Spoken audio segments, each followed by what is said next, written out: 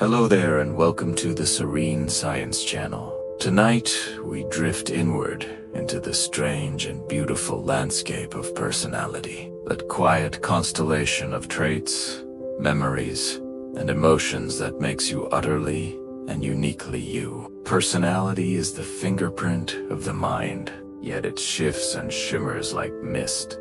It can be shaped by the genes of your ancestors or the pivotal moments throughout your life.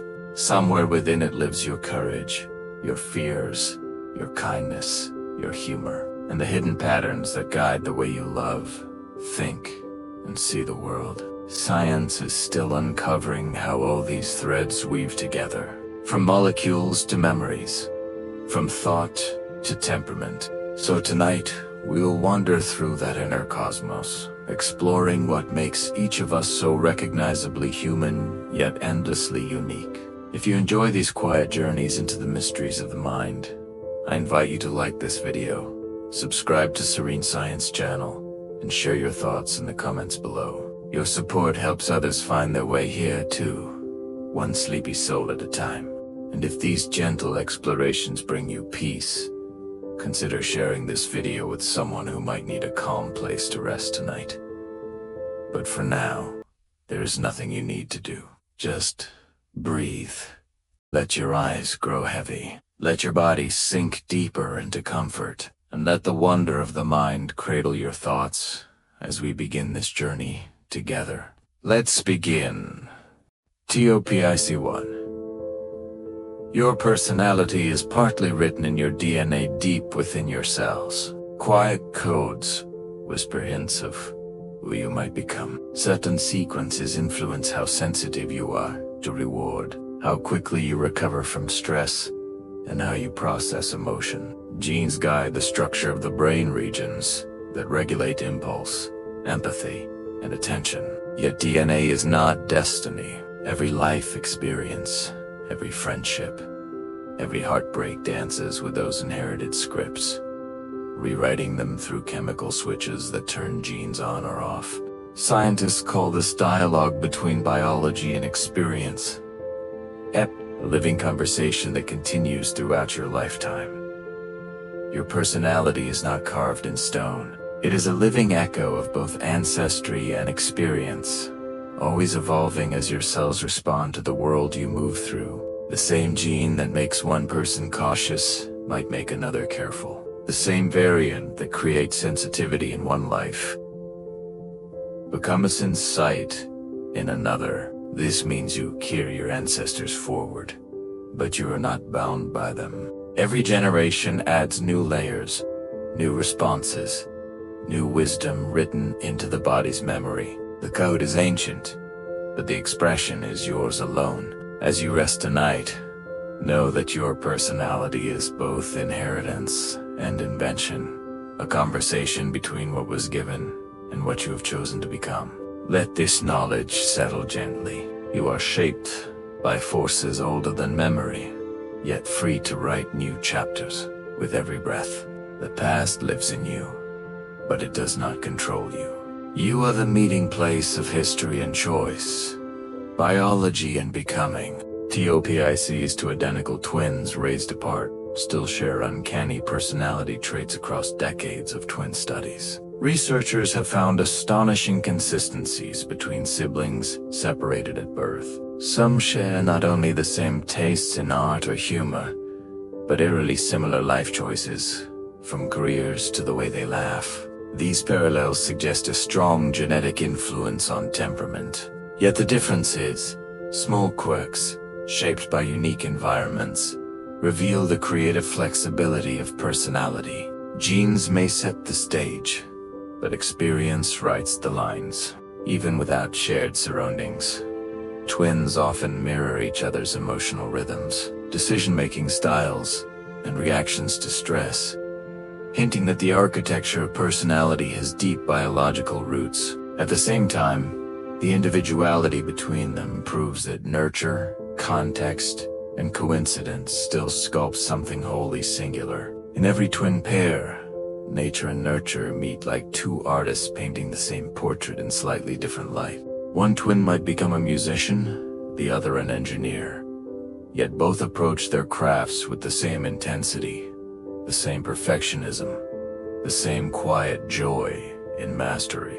They are proof that personality has a foundation, but the house built upon it can take countless forms. As you drift towards sleep, imagine your own life as this dance between blueprint and improvisation. Some parts of you were written long ago, others you are still composing. Both are true, both are beautiful. You are both echo and original, familiar and utterly new. Topic 3. The brain's wiring patterns predict how introverted or extroverted you are inside the skull. Billions of neurons form intricate highways of electrical conversation. When scientists map these neural networks using functional imaging, distinct signatures emerge. Extroverted individuals often display stronger connections between reward centers and attention networks, making them more drawn to social stimulation and novelty. Introverted brains, meanwhile, show heightened internal connectivity, especially in regions linked to reflection, memory, and imagination. This inner wiring favors depth over breadth, quiet focus over constant engagement.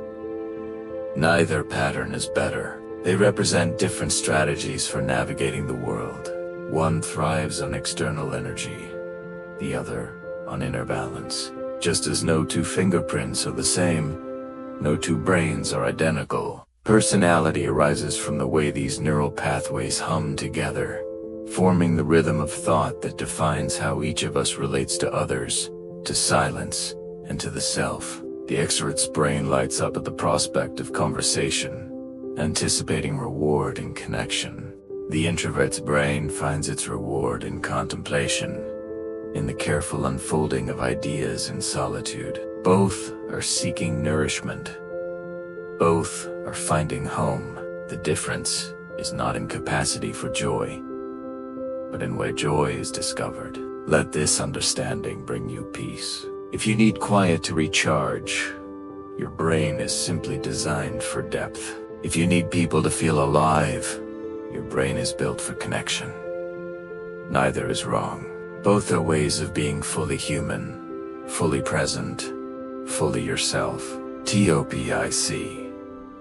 For your default brain network may shape how much you daydream.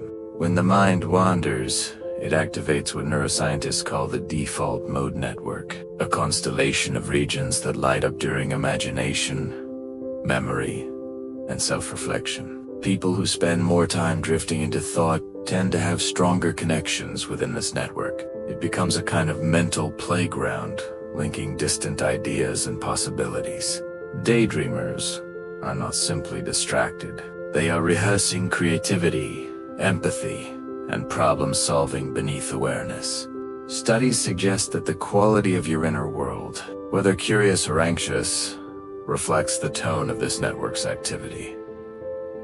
In calm minds, it paints visions and insight. In restless ones, it can amplify worry. The same circuitry that lets us drift through fantasy also helps us understand others, plan futures, and create art. In the quiet theater of thought, the brain rehearses countless versions of reality before a single word is spoken. Your daydreams are not wasted time. They are the mind's way of exploring possibility, of trying on different futures, of understanding the world by building models of it inside consciousness. As sleep approaches, let your mind wander freely. Do not judge where it goes or what it shows you. The default network is doing its work, weaving memories into meaning, questions into understanding. In the space between waking and sleeping, your imagination is most free. Trust it. Let it carry you gently into dreams. Topic 5. Certain genes influence how optimistic or anxious you tend to feel. Among the many threads in our genetic fabric, a few help regulate neurotransmitters like serotonin and dopamine, the chemicals that color emotional tone. Variations in these genes can tilt the balance of how easily we experience calm or anxiety, opioid or worry. For example, People with a particular version of the serotonin transporter gene may respond more intensely to stress, while others show a built-in response. Yet genetics only open the door. Environment and learning decide whether we walk through it. Mindset, upbringing, and even nutrition can nudge these chemical balances one way or another. Optimism then is not a fixed gift, but a dynamic state that rises from biology meeting perspective. Your genes may whisper tendencies, but your experiences and choices determine the volume of that voice. Emotional outlook becomes a collaboration between molecules and meaning. If you tend toward worry, it does not mean you are broken. It means your nervous system is sensitive, vigilant, protective. If you tend toward hope, it does not mean you are naive. It means your brain has learned to see possibility even in darkness. Rest now, knowing that you are not trapped by your chemistry. You can shape it gently, day by day, through the stories you tell yourself, the people you surround yourself with, the moments you choose to notice. Biology is not fate. It is simply the starting place for the person you are becoming. Topic 6. Even a single letter change in DNA can alter temperament. The entire human genome is written in a language of roughly 3 billion letters, and sometimes a single misplaced one can ripple outward into behavior. A change in one base pair within a gene can subtly modify how a neurotransmitter receptor functions, influencing sensitivity to fear, novelty, or social reward. Though tiny, such changes can shift the chemical balance of the brain, shaping patterns of curiosity or caution. These molecular variations do not dictate destiny. They merely tune the instrument of the mind. Over generations, they become part of the evolutionary experiment of personality, offering diversity to a species that thrives on adaptation. In one person, that small variation might inspire boldness.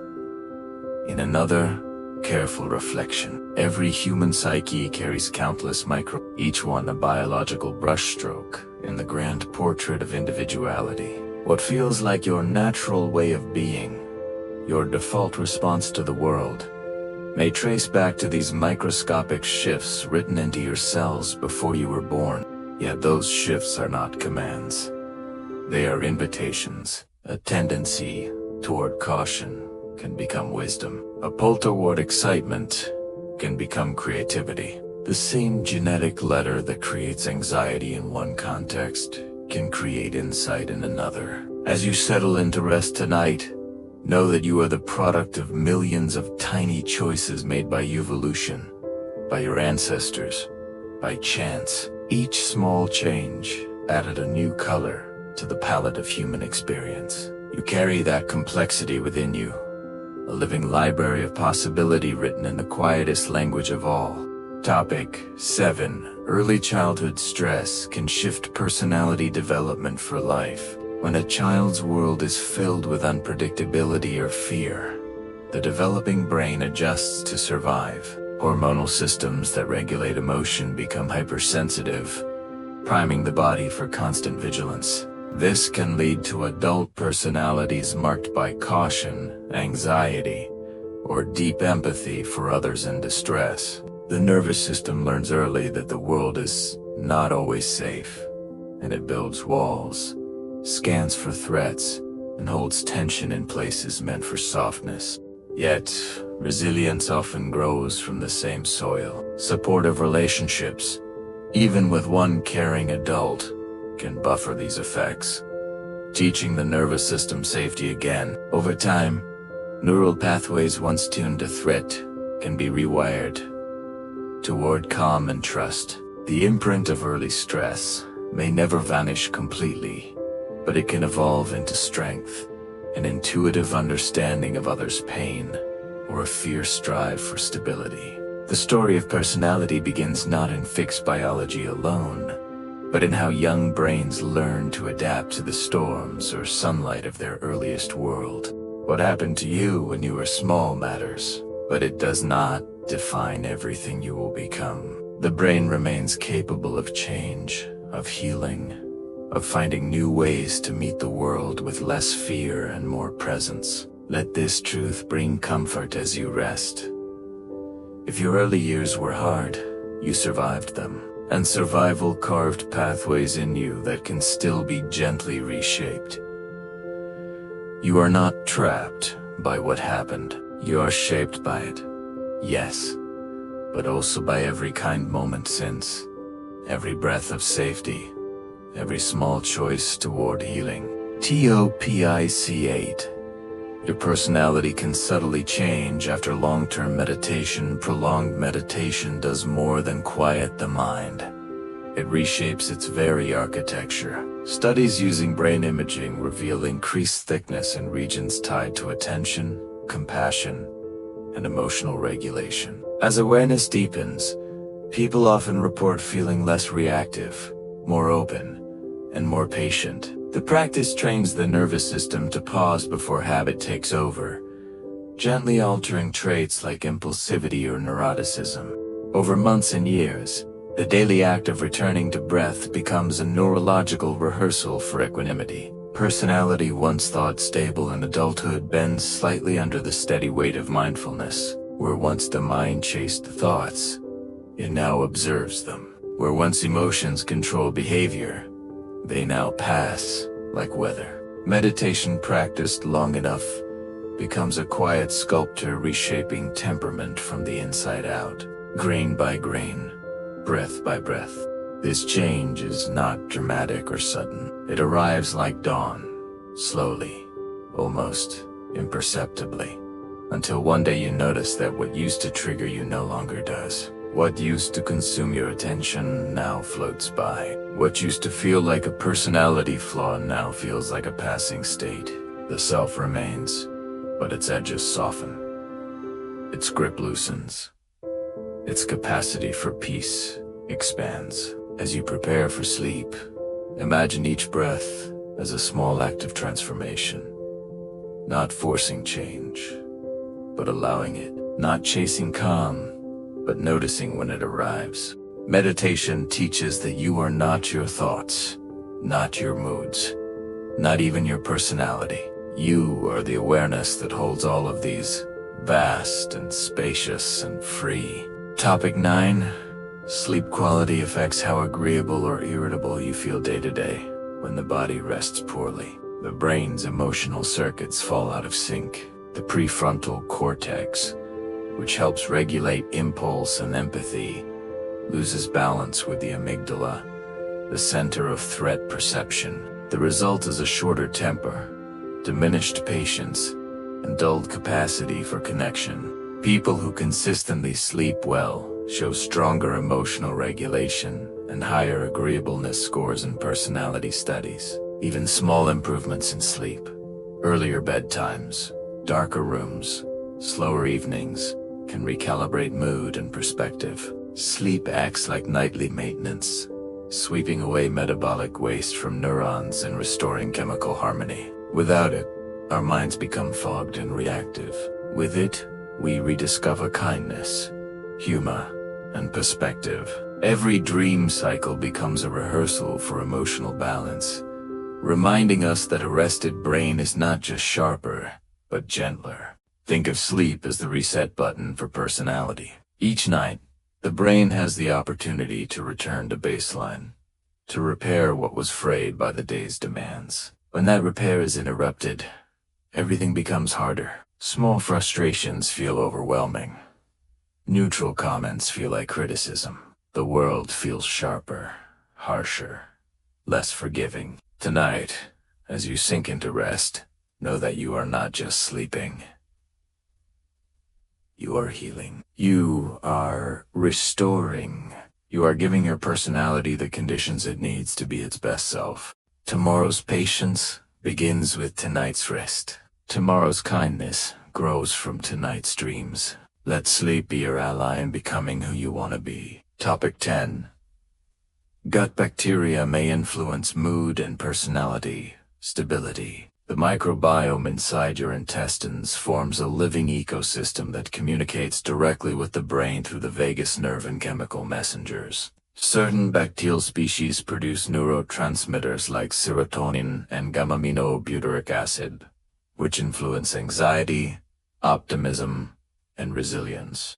When this inner environment is balanced, the brain receives calmer signals. When disrupted, stress responses heighten. Studies on probiotics suggest that altering gut composition can shift emotional tone and even social behavior in subtle ways. It is as if an unseen chorus of microbes contributes to the soundtrack of personality. Your mood, patience, and confidence are not only products of thought, but also of digestion, diet, and microbial harmony. Within the quiet depths of the gut, trillions of tiny organisms hum along with your nervous system, composing part of the music that makes you feel like yourself. This connection reminds us that we are not isolated beings. We are ecosystems. Our personalities emerge not just from neurons and memories, but from the complex relationships between all the living systems within us. The bacteria in your gut are ancient partners, inherited from your mother, shaped by what you eat, influenced by stress and antibiotics and environment. As you rest, imagine this inner world at work, quietly supporting your emotional balance. When you nourish your body well, you nourish your mind. When you tend to your gut, you tend to your temperament. The boundary between body and personality is far thinner than we once believed. You are a whole, interconnected, alive in ways science is only beginning to understand. Fact 11. Introverts actually process dopamine differently from extroverts. Dopamine is often called the feel-good chemical, but its job is really about motivation and reward-seeking. Brains that lean extroverted tend to respond to dopamine like a bright green light. Loud settings, surprises, fast-moving social energy, new faces, and new chances all register as exciting and pleasurable. For introverted brains, that same flood can feel overwhelming, even stressful, like the volume is simply too high. Introverts often find that calm, focus, depth, and meaningful conversation feel more nourishing than thrill or stimulation. This is partly because they rely more on slower, quieter neurochemical reward systems linked to reflection and understanding rather than constant novelty seeking. So it is not that introverts secretly want to be alone because they dislike people. It is that their nervous systems are tuned to a softer game setting. They find deep comfort in stillness, gentle spaces, and connection that breathes instead of shouts.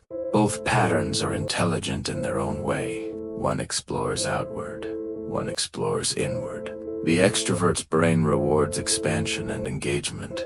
The introvert's brain rewards consolidation and contemplation. Neither is superior. They are simply different strategies for navigating a complex world. Different ways of finding joy. Different rhythms of being alive. The world needs both. Without extroverts, communities would never form. Without introverts, depth would be lost to constant motion. As you drift toward sleep, honor the way your own system works. If you're energized by quiet, trust that. If you come alive in crowds, trust that too. Your dopamine pathways are not broken. They are perfectly designed for the kind of life that brings you peace. You are not too much or too little. You are exactly tuned to your own frequency. Let that frequency carry you now into rest, knowing that tomorrow you can honor it again in whatever form feels true. Fact 12. The prefrontal cortex is more active in conscientious people. The prefrontal cortex, which sits just behind your forehead, helps you plan ahead, resist temptation, and stay organized in a complicated world that constantly tries to drag your attention in every direction. People who rate highly on conscientiousness, meaning they are reliable, structured, careful, and follow through on commitments, tend to show stronger baseline engagement in this region. That means their mental braking system stays available, so impulses do not always turn straight into actions. They pause, They evaluate. They ask, is this wise? This constant micro-regulation is part of why conscientious people are often described as dependable. They anticipate consequences before chaos arrives.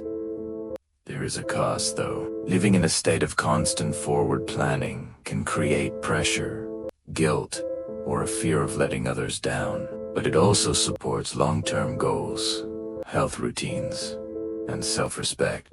The prefrontal cortex is in a way the quiet garden of promise-keeping. If you are someone who thinks before acting, who worries about doing things right, who feels responsible for outcomes, know that this is your brain's architecture at work. It is not uptightness. It is carefulness. It is a nervous system that values integrity and follows through. That system serves you well, but it also needs rest. It needs permission to stop planning, to stop evaluating, to simply be. Your prefrontal cortex has worked hard today, running scenarios, weighing options, preventing mistakes. Tonight, give your prefrontal cortex permission to rest. Let go of tomorrow's tasks. Release the weight of responsibility. You have done enough today. Your careful mind has served you well. Now, let it sleep, knowing that morning will bring clarity again. For now, simply breathe and let planning dissolve into dreams. The future will still be there when you wake. You do not need to carry it through the night. Facts: 13 people who score high on openness have more cross-brain connectivity. Openness to experience is the personality dimension linked to curiosity, imagination, love of unusual ideas, and hunger for novelty. People high in openness often show richer communication between brain regions. They usually stay a little more separate in others. Areas that handle logic begin to talk more fluidly with areas that handle emotion. Sensory regions that handle sound and color share information with regions that handle memory and language. This creates a flexible inner landscape where unexpected combinations of thought can emerge. Someone like this might hear a piece of music and instantly see colors in their mind, or hear a single sentence and leap to a whole new idea about how the world could work. This constant blending also explains why highly open people tolerate uncertainty. Where others see confusion, they feel possibility. Their brain is literally built to remix. It is a creativity engine that keeps generating new maps of reality. This neural architecture means that open minds live in a world that feels richer, more textured, more alive. With connection, a walk through a garden becomes an experience of metaphor and memory. A conversation sparks chains of association that lead to insight. The downside is that this openness can also mean vulnerability to overwhelm. Too much input without structure can scatter focus and create emotional flooding. Rest now. If your mind is like this, always connecting, always creating, let the associations slow. Let the ideas settle. You do not need to understand everything tonight. Your creativity will still be there in the morning. For now, let your imaginative mind simply wander freely through dreams, where logic does not rule and anything can become anything. Fact: 14 neuroticism is linked to stronger emotional memory trace. Neuroticism refers to a tendency toward worry, tension, or mood swings. It is sometimes treated like a flaw, but in reality, it reflects a particular nervous system strategy. In people who score high on neuroticism, emotional experiences, especially painful or threatening ones, are often laid down in memory more vividly and more durably. The regions of the brain that help store memory and those that detect danger talk to each other with extra intensity. The result is that embarrassment, loss, and fear can echo for a long time. That makes daily life harder at times because even small stresses feel personal and urgent. But this heightened recall also grants something powerful. It creates rapid awareness of potential harm, social tension, or dishonesty. It builds sensitivity to the emotional states of others. It pushes the mind to scan for patterns to anticipate problems before they bloom. What looks like nervousness is also a form of deep vigilance. If you are someone who remembers hurts vividly, who replays difficult moments, who feels emotions more intensely than others seem to, know that your nervous system is not broken. It is sensitive. It is protective. It learned early to pay attention because attention meant safety. That gift of awareness can be exhausting, yes, but it also makes you deeply attuned to the world around you. Tonight, let those vivid memories soften. You do not need to hold them so tightly. They are not threats anymore. They are simply experiences that shaped you. As you rest, imagine those memories losing their sharp edges, becoming gentler, becoming stories instead of warnings. You are safe now. Your vigilant mind can finally rest. Fact 15. Highly agreeable people show more synchronized brain activity with others. Agreeableness describes kindness, warmth, patience, and willingness to cooperate rather than dominate. When agreeable people interact, their brains tend to slip into a kind of resonance with the people around them. Neural rhythms in regions linked to empathy, such as areas that read facial expression and emotional tone, begin to mirror the other person. This is sometimes called neural coupling. You can think of it as two nervous systems stepping into the same emotional room. That alignment makes it easier to predict needs, reduce conflict, and offer comfort. It also explains why agreeable people can feel drained after spending time in tense or angry environments. Their minds do not just observe distress, they partially absorb it. The gift of agreeableness is connection and peacekeeping. The cost is sometimes emotional exhaustion. Underneath it all is a nervous system that keeps saying, "I want us to be all right." If you are someone who feels others' feelings deeply, who naturally seeks harmony, who would rather bend than break a relationship, you are wired for empathy. Your brain literally synchronizes with those around you, which makes you a natural healer, mediator, and friend. But that same gift means you must protect your energy, must learn when to step back, must remember that you cannot carry everyone's pain. Your capacity for resonance is beautiful, but it requires boundaries. As you settle into sleep, release the emotions you have absorbed today. They are not yours to hold. You can care without carrying. You can empathize without merging. Tonight, return to yourself. Let your nervous system find its own rhythm again, independent and whole. You are allowed to rest in your own frequency. Imagine a gentle separation, like two dancers stepping apart after a long dance. You honor the connection while reclaiming your own space. Rest now in that sacred solitude. FACT 16. Your handwriting may reveal small clues about your temperament. Handwriting is motor behavior. It is muscle plus nervous system plus habit frozen on a page. While graphology in the fortune-telling sense is mostly not supported by science, some subtle connections between writing style and temperament do appear again and again. People who write with heavy pressure sometimes score higher on intensity and urgency, as if their emotional signals move forcefully into their hands.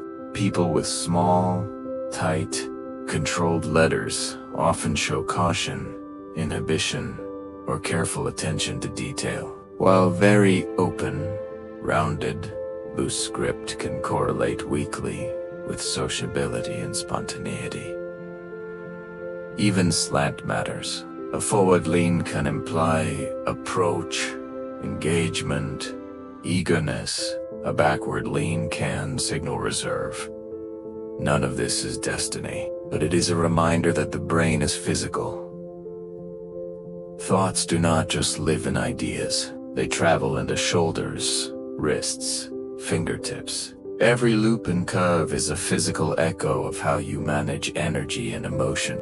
The way you form letters reveals whether you push hard or flow softly, whether you control precisely or let go freely. Your handwriting is a tiny autobiography written unconsciously with every word you sign. As you drift tonight, imagine all the words you have written in your life. Each one carried a small piece of your inner state, your mood, your energy. Your handwriting has been speaking about you all along, telling a story in loops and lines that only movement knows. Let that story rest now.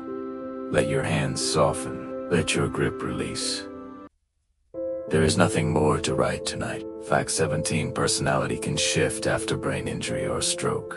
When injury touches the brain, it can alter not only memory and movement, but the patterns that make someone feel like themselves. A calm, steady person can become impulsive and blunt. A social and expressive person can become quiet and withdrawn. Sometimes the reverse happens, and someone who used to fear risk becomes bold, outspoken, and decisive. Damage in areas such as the frontal lobes can weaken inhibition and which changes how the person expresses anger, desire, or sadness. This can be painful for loved ones who may feel like they are talking to the same body, but not the same presence. And yet there's another side. The brain is plastic. Over time, new pathways can form and aspects of the old personality can return or reassemble themselves into something gently new. The self is not a statue. It is a moving pattern that can break, heal, and reconfigure. Brain injury teaches us something profound about identity. Personality is not a fixed essence that lives somewhere separate from the body. It is a process, a pattern of electrical activity, a dance of chemicals and connections. When those connections change, personality changes. Yet even in that change, there is continuity. The core of who we are, the deep awareness that watches it all, often remains. Tonight, as you rest, honor the incredible plasticity of the brain. If you have been through injury or change, know that healing is possible. If you love someone who has changed, know that they are still there, just expressed differently. The self adapts, the self survives. The self, in its deepest form, is more resilient than we ever imagined. Fact 80: musical preferences correlate with personality patterns across cultures. Music is emotion made audible. Fast, high-energy music with a heavy beat tends to appeal more to people who score high in extroversion and sensation-seeking. Slow, introspective, lyrically complex music speaks more to introverted and reflective listeners. People high in openness are drawn toward unusual harmonies, experimental structure, or new genres that most people have not heard yet. Conscientious people often like music that is orderly, polished, and predictable. What makes this astonishing is that these links appear not only in a single country or language, but again and again across different cultural backgrounds. Personality expresses itself in what feels good to the nervous system, and music is nutrition for the nervous system. The songs you return to when you are tired or overwhelmed are not random.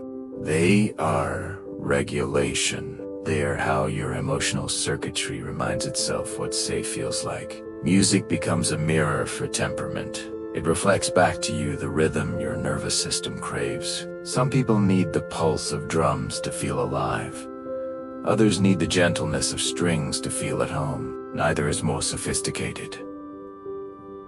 Both are seeking the same thing: resonance, a match between inner state and outer sound.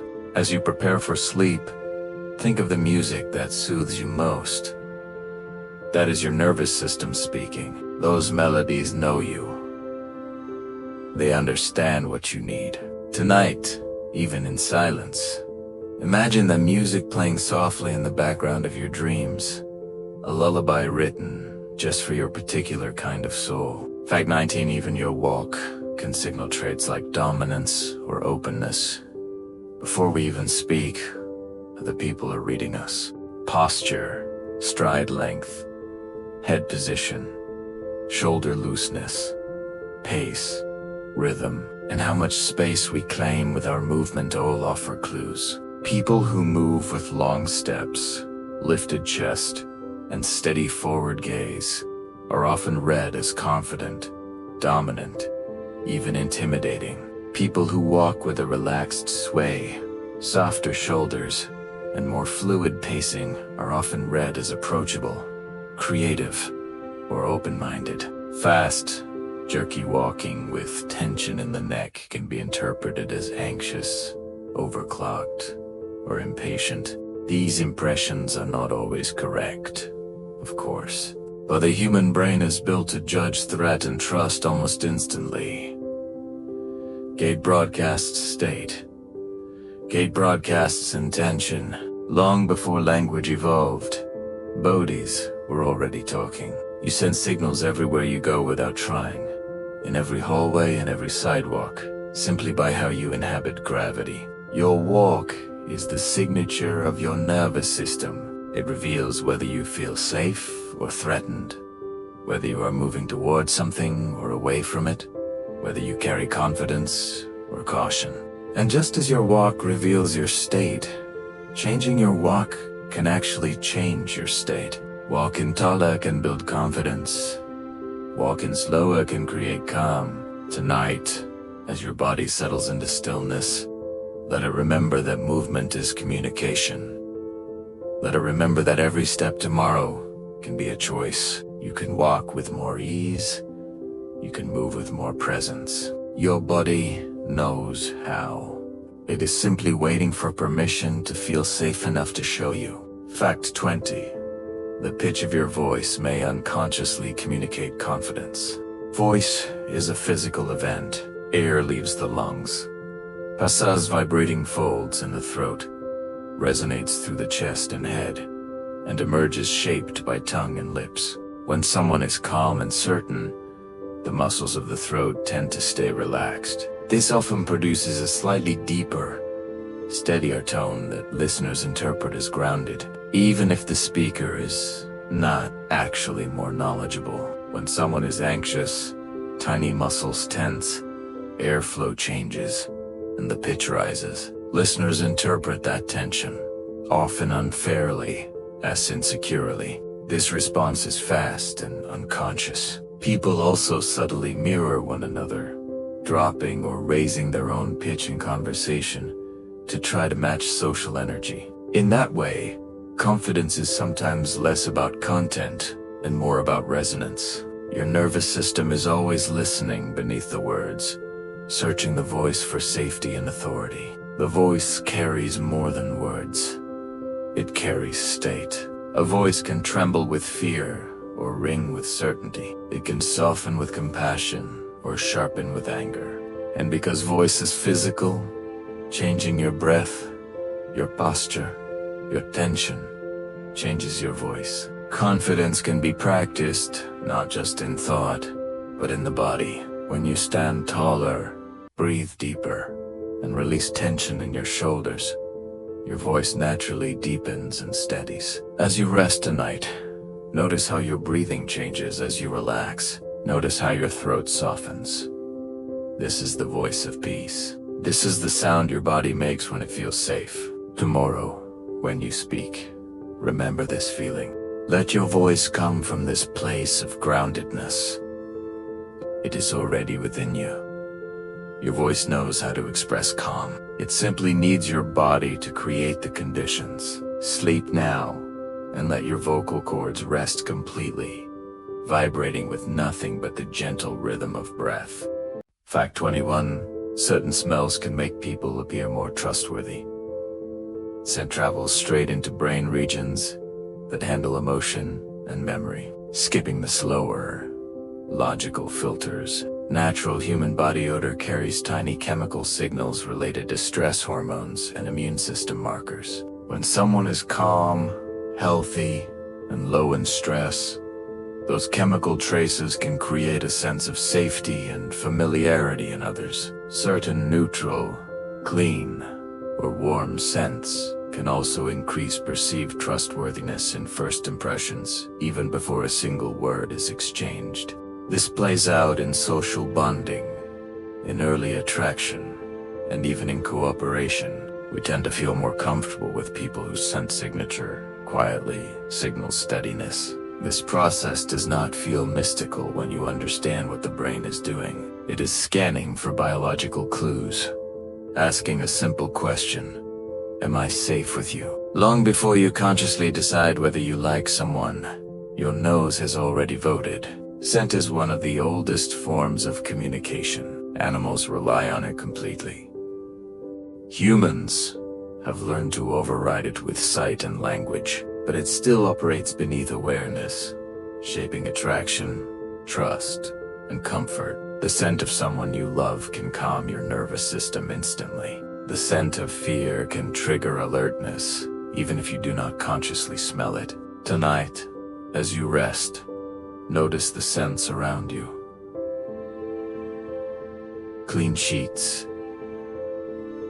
evening air, perhaps a familiar pillow. These scents signal safety to your nervous system. They tell your body it is time to let go. Trust your oldest senses. They know when you are home. FACT 22 eye contact duration. Influences how assertive someone seems. Eye contact is a biological negotiation. Hold a gaze too briefly and you can seem nervous, submissive, or disengaged. Hold it too long and you could seem challenging, intense, or even aggressive. In the middle lies a range that feels confident and respectful. Brains react strongly during eye contact. Heart rate can change. Pupils can widen. Reward circuits and threat circuits can both activate at once, which is part of why it can feel thrilling and stressful. Cultural background matters, because different cultures assign different meanings to direct gaze, but the underlying biology is astonishingly deep. We are social primates, and among primates, the eyes are social lightning. People who manage eye contact with calm timing are often judged as self-assured, capable, even leader-like, without ever having to say those words out loud. The eyes tell the room who believes they belong there. Eye contact is also a form of intimacy. To look into someone's eyes is to see and be seen. It requires vulnerability.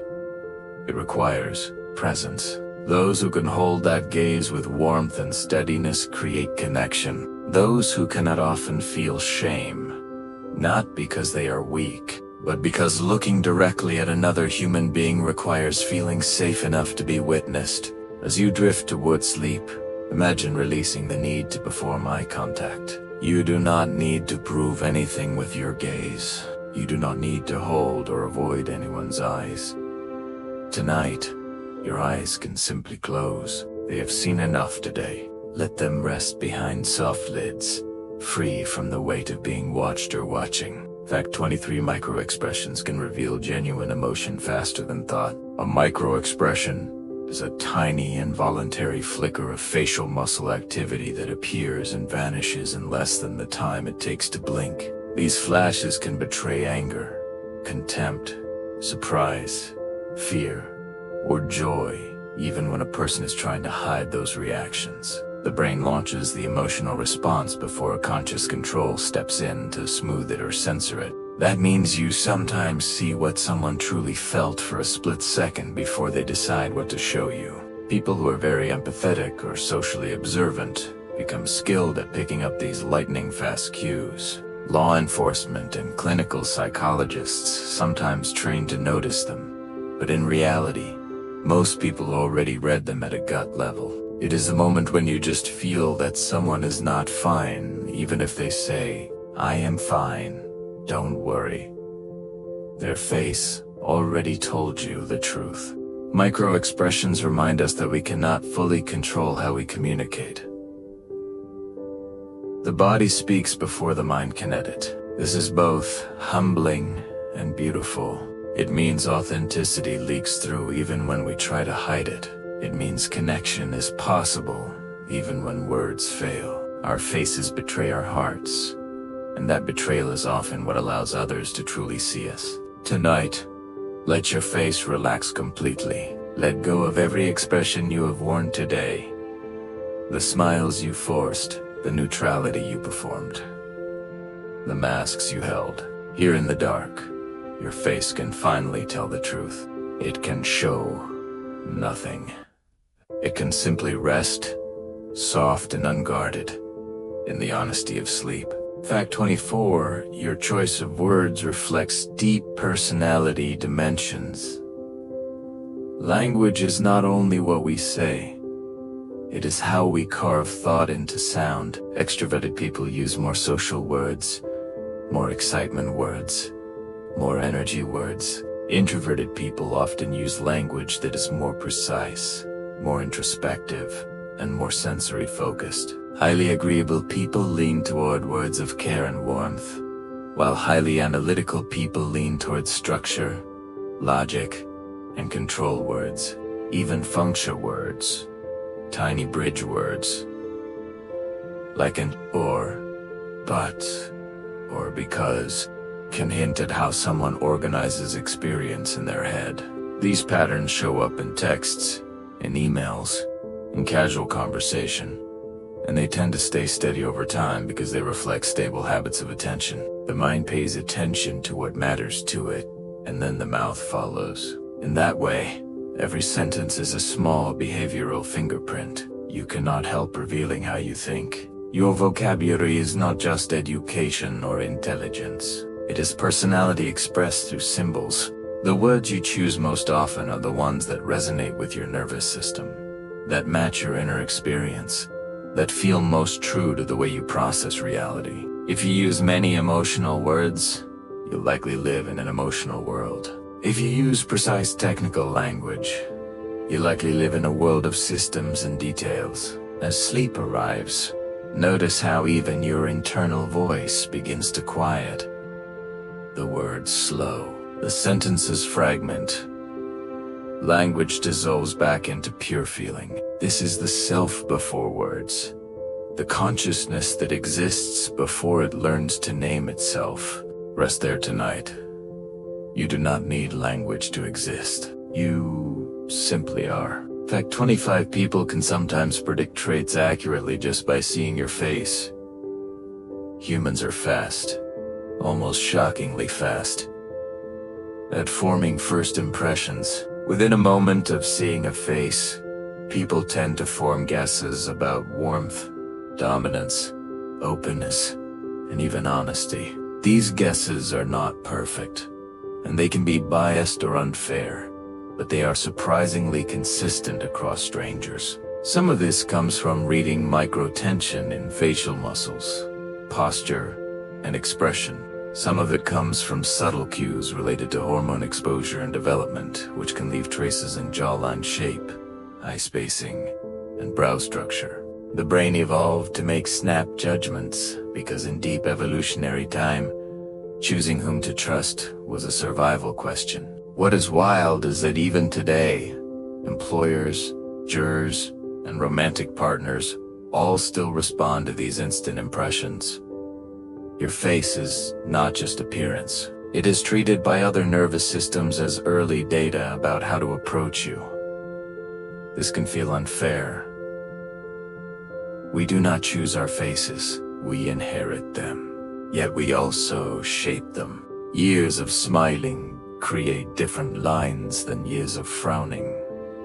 Chronic tension shows in the jaw. Habitual worry etches itself around the eyes. Your face becomes, over time, the face you have lived. The emotions you carry most often leave their signature in muscle memory, in the way your features settle at rest. Tonight, soften every muscle in your face. Release your forehead. Unclench your jaw. Let your cheeks go slack. Your face has worked hard today. It has held expressions, managed impressions, communicated without words. Now it can simply be. No one is watching. No one is judging. Let your face return to neutral, to rest, to the simple fact of existence, without performance. Imagine every line smoothing, every tension releasing, every habitual expression fading. Your face remembers peace. Let it find that memory now. Fact 26. The left and right sides of the face can show different emotions. The two halves of the brain do not express emotion in exactly the same way, and each half of the brain largely controls the opposite half of the face.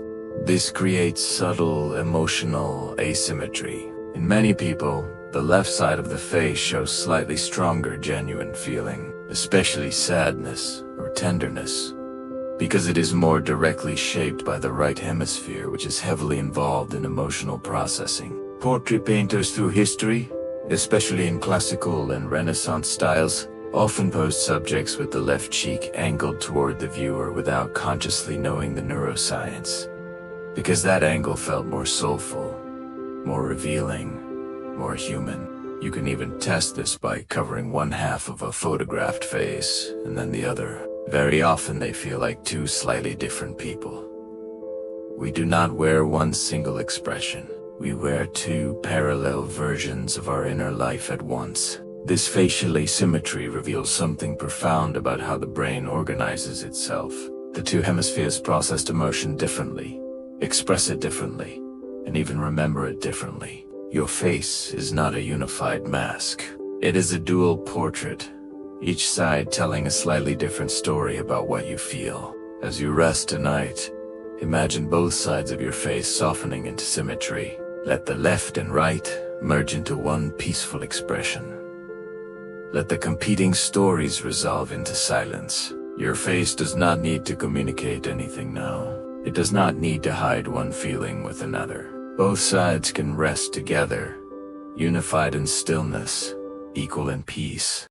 Fact 27. Animals can detect aspects of human personality through scent and tone. Many animals, especially dogs, are astonishingly sensitive to chemical and vocal signals that humans barely notice. Dogs can distinguish by scent alone between sweat collected during calm states and sweat collected during anxious states, and they change their own behavior in response. They also respond differently to voices that carry relaxed, confident rhythm compared to voices that carry agitation or fear. Horses too are responsive to human body tension and vocal energy, sometimes mirroring stress or settling when a human settles. This means your personality is not just something people experience.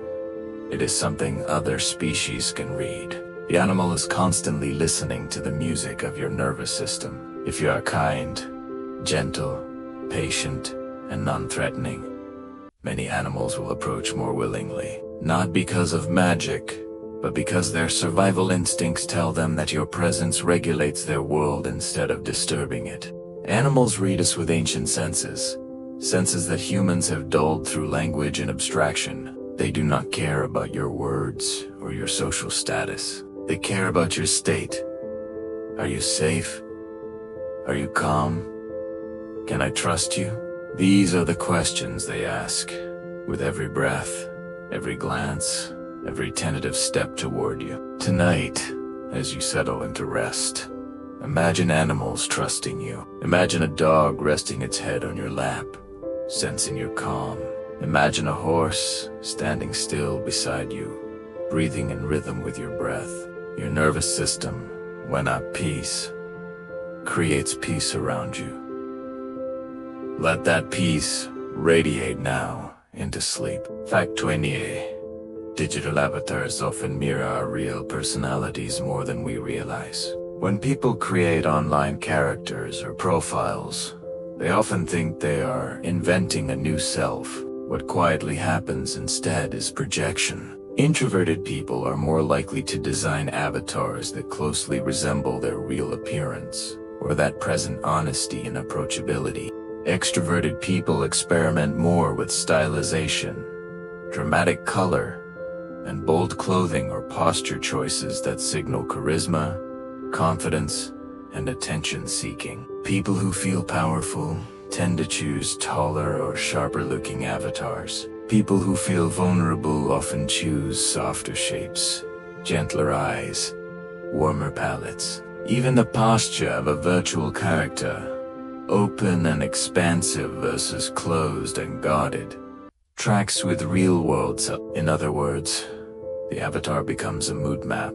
It is not random decoration. It is an X-ray of identity as the person wishes to feel or believes they truly are behind the shyness of daily life. Digital spaces give us the illusion of reinvention, but personality leaks through. We cannot help but express who we are, even in pixels. The colors we choose, the features we emphasize, the way we position our digital selves in virtual space, all of it speaks. Our avatars are not separate selves. They are translations of the self we already are. As you drift tonight, imagine releasing the need to present any version of yourself, digital or otherwise. You do not need to curate.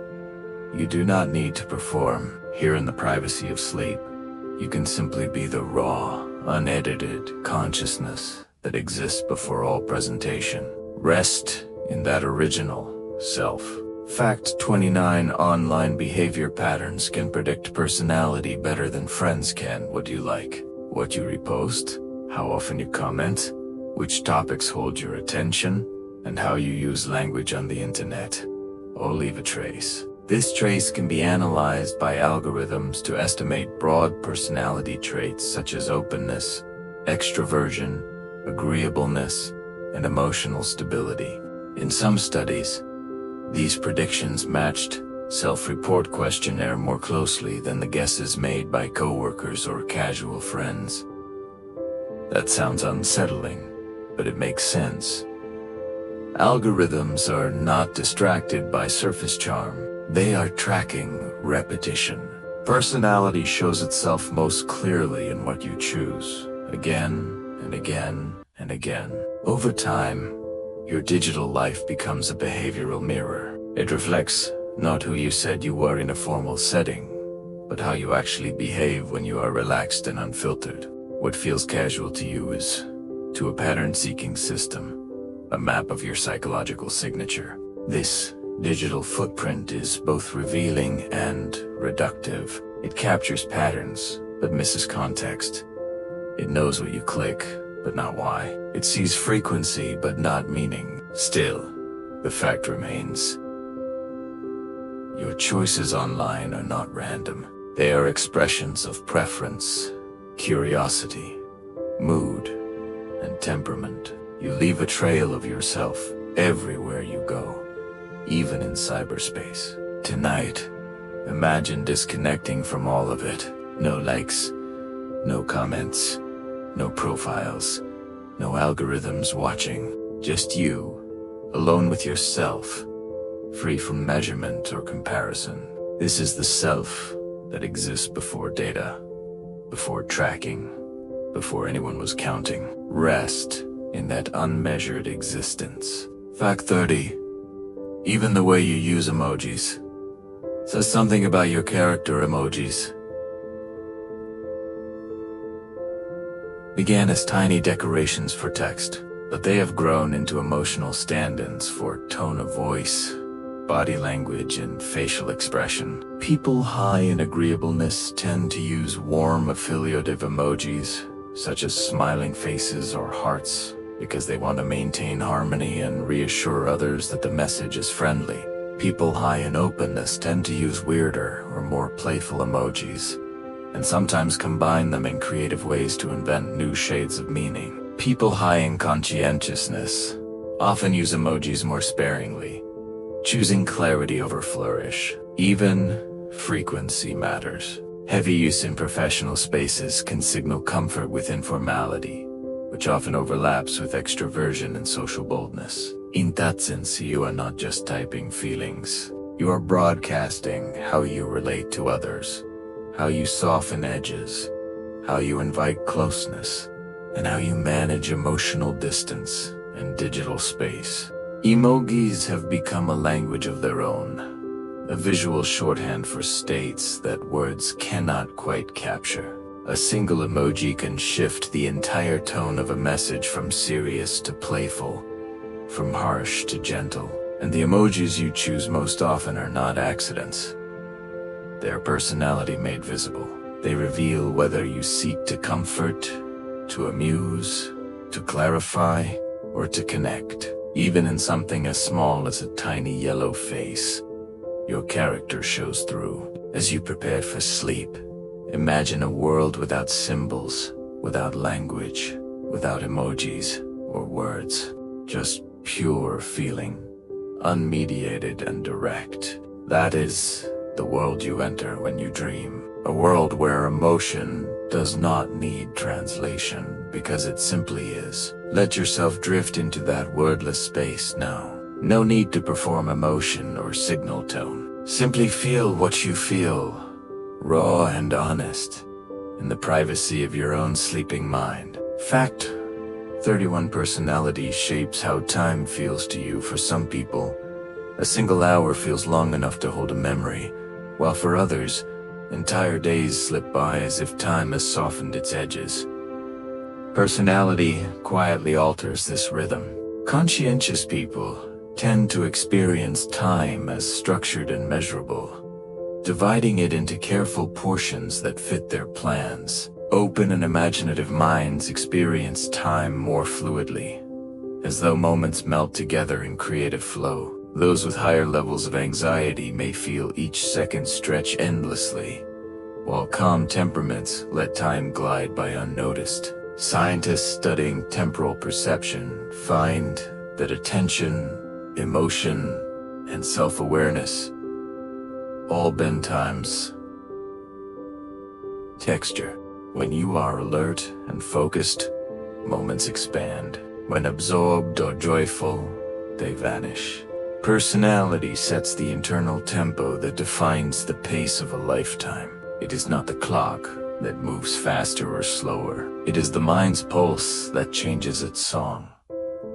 Time is not objective.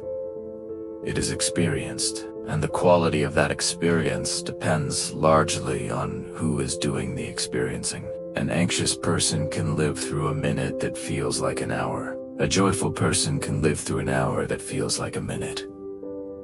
Neither clock is wrong. Both are true.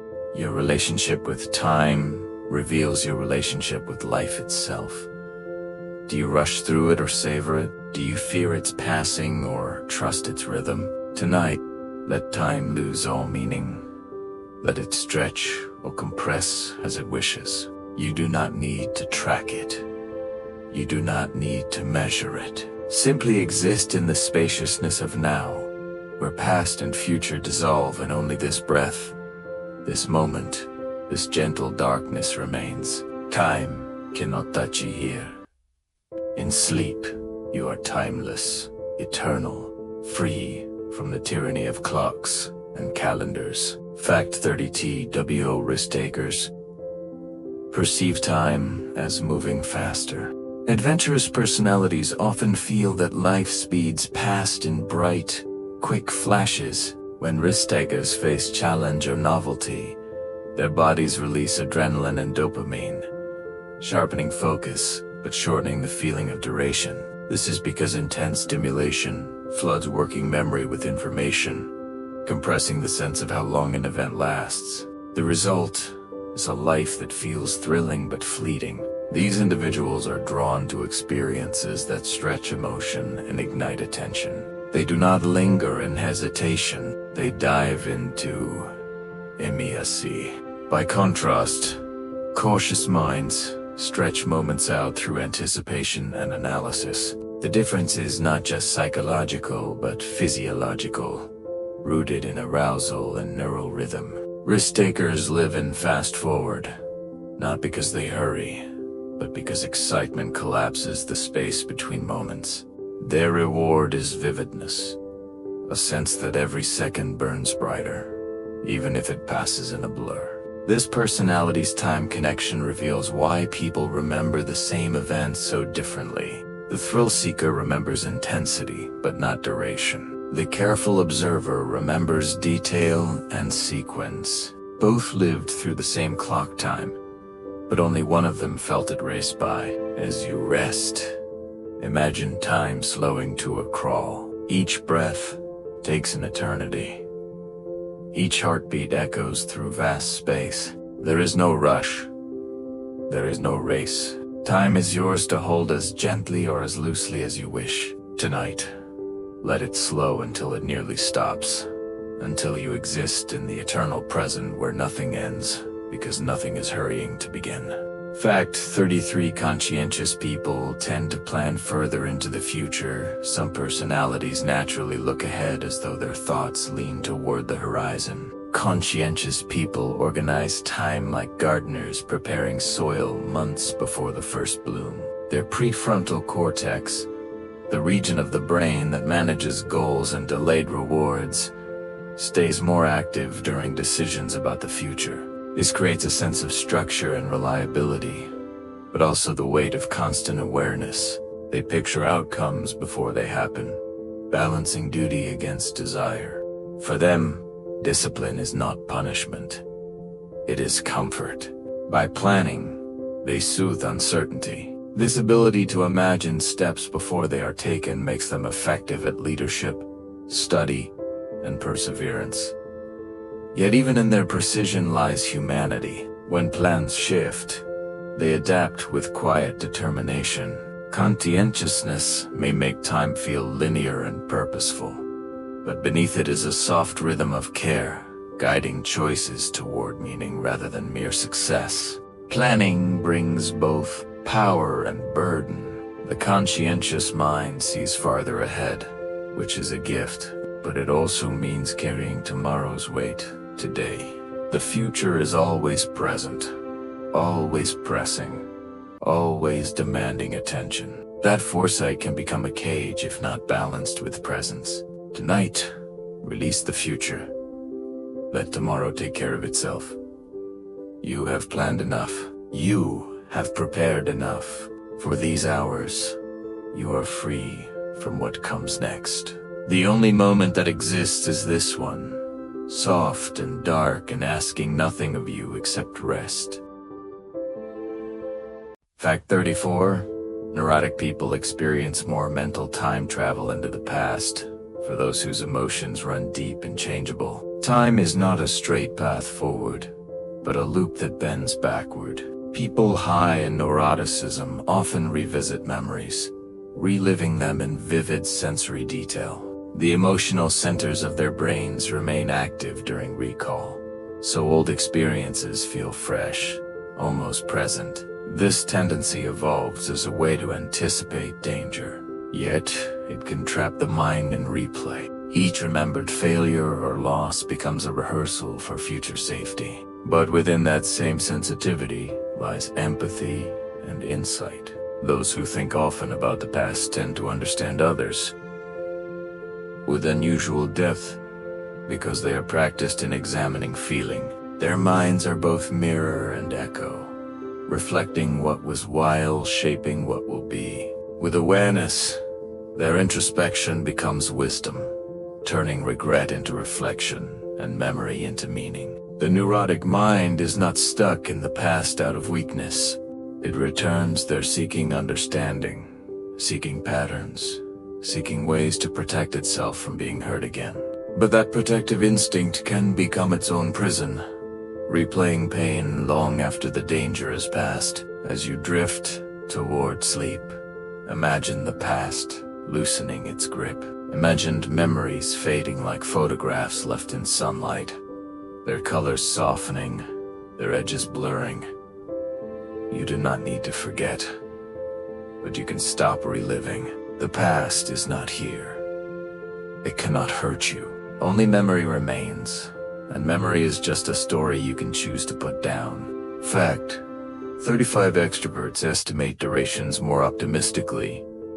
The people who thrive on energy and interaction often find that time feels generous. Extroverts tend to underestimate how long tasks will take, believing there will always be space for more. Their brains, rich in dopamine activity, tilt toward anticipation and reward. The excitement of what might happen overshadows concern for limits. This optimism fuels enthusiasm and social engagement, keeping life full of movement. When they say just a minute, it often becomes 10 because joy stretches their sense of capacity.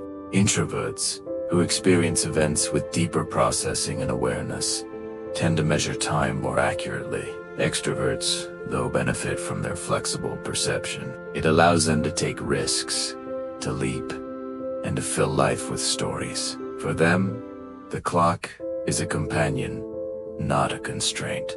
The hours seem shorter because each one shines so brightly before it slips away. This temporal optimism is both gift and challenge. It creates spontaneity and adventure, but it can also create overwhelm and disappointment when reality does not match expectation. Still, the extroverted experience of time is fundamentally hopeful. It assumes there will be enough, that life is abundant, that there is always time for one more thing. This belief, even when inaccurate, creates a life lived fully, richly, without excessive caution. Tonight, let go of time's measurement entirely. Do not estimate. Do not calculate. Simply be in the flow of duration without beginning or end. Time is not running out. Time is not scarce. Time, in this moment, is infinite and yours. You have all the time in the world to rest, to dream, to heal. Let that abundance surround you now like a vast ocean with no shore. Continue com Fact 36A, Fact 100, Sim 851 orchestrated continuation of expanded facts with hypnotic tone. O usuário quer que eu continue do Fact 36 até Fact 100. Vou continuar expandindo cada fact, mantendo o tom hipnótico, e aproximadamente 250300. Palavras por fact, Fact 36. The way you remember your past reflects your personality. Memory is a mosaic made by emotion.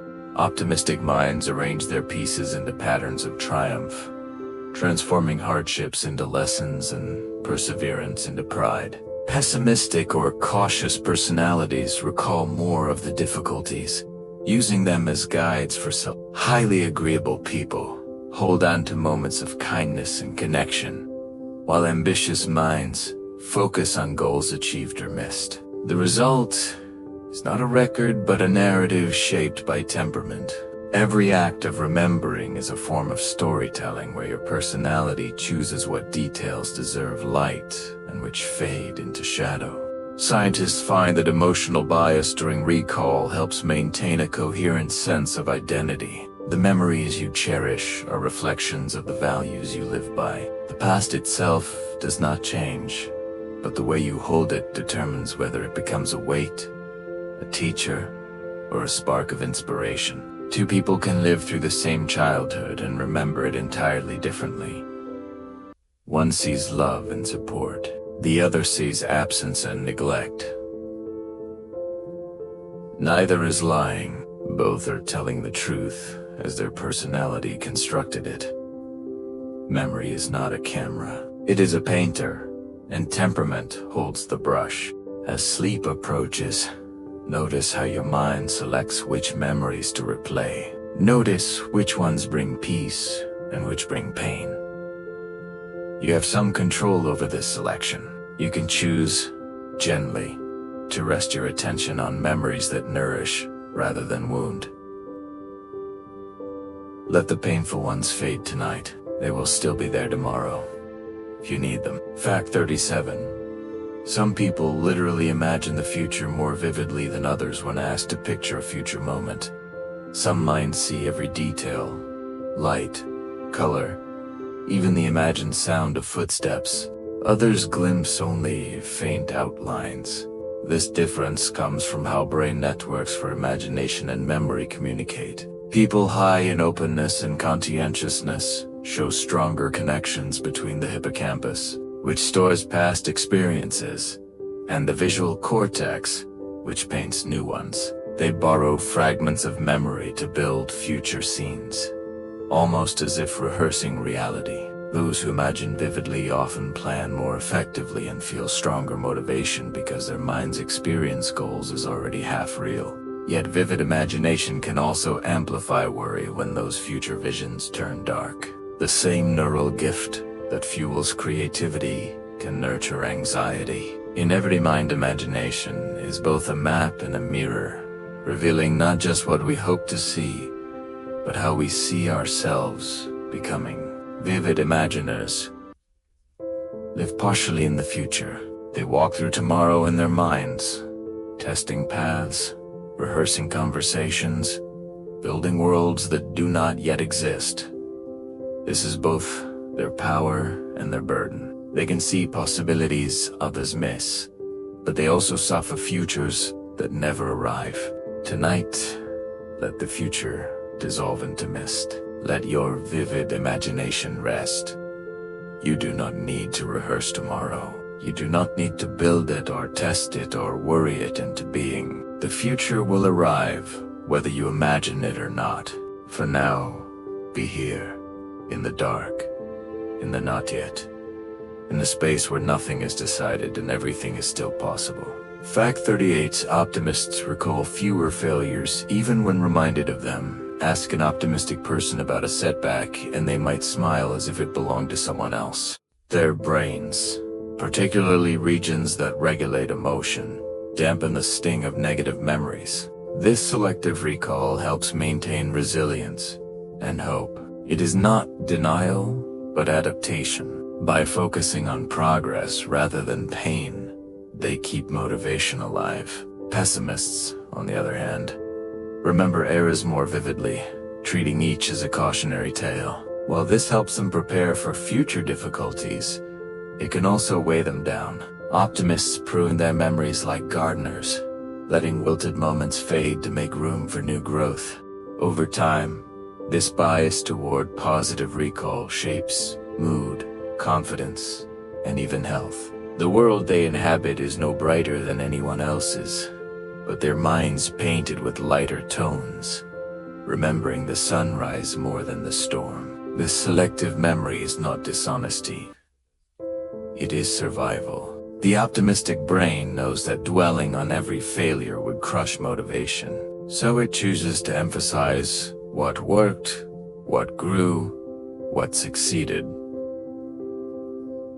Failure is acknowledged, then gently released. As you rest tonight, practice this optimistic forgetting. Let the failures of today fade. Let the embarrassments dissolve. Let the mistakes become lighter, smaller, less important. Remember instead what went right, what brought joy, what connected you to others. Paint your day in the colors that nourish hope. Fact 39: pessimists focus on possible dangers even in safe environments.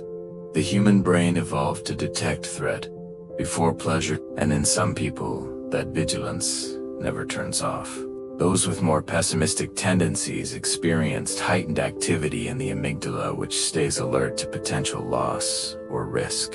They imagined obstacles long before they appear, rehearsing solutions to problems that may never come. This constant scanning can make the world feel uncertain, yet it also provides foresight and caution. Many engineers, planners, and safety experts thrive because of this precise awareness. However, if left unchecked, it narrows the field of perception until opportunity looks like danger too. Training the mind to notice safety, beauty, and kindness restores balance. Then vigilance becomes discernment, and caution turns into wisdom. Hello there, and welcome to the Serene Science Channel. Tonight, we seek control in a world that often refuses to be controlled. Landscape of personality is a quiet constellation of constant memories, of never fully relax you utterly, of always waiting for the other shoe. Personality is the fingerprint of the mind. Yet it is a survival strategy that has kept countless people shaped by the genes of your ancestors or the pivotal moments. The challenge is learning when to somewhere within it lives your courage.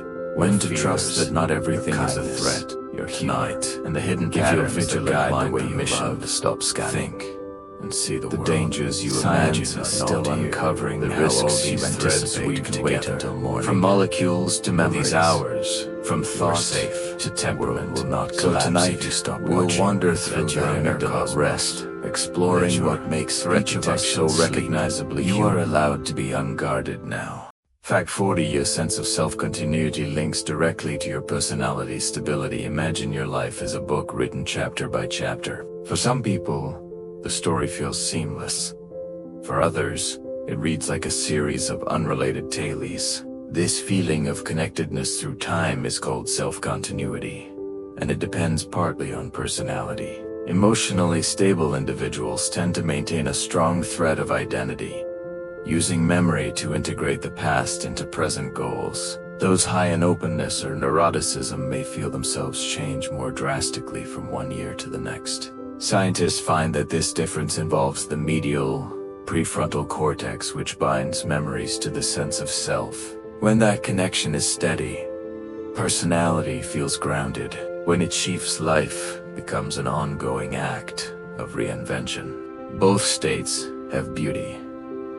One offers calm, the other renewal. The self, after all, is not fixed. It is a river that remembers its source, even as it keeps flowing. Some people wake up each day feeling like the same person they were yesterday. Others wake up feeling like a slightly different version, shaped by yesterday's experiences. Neither is wrong.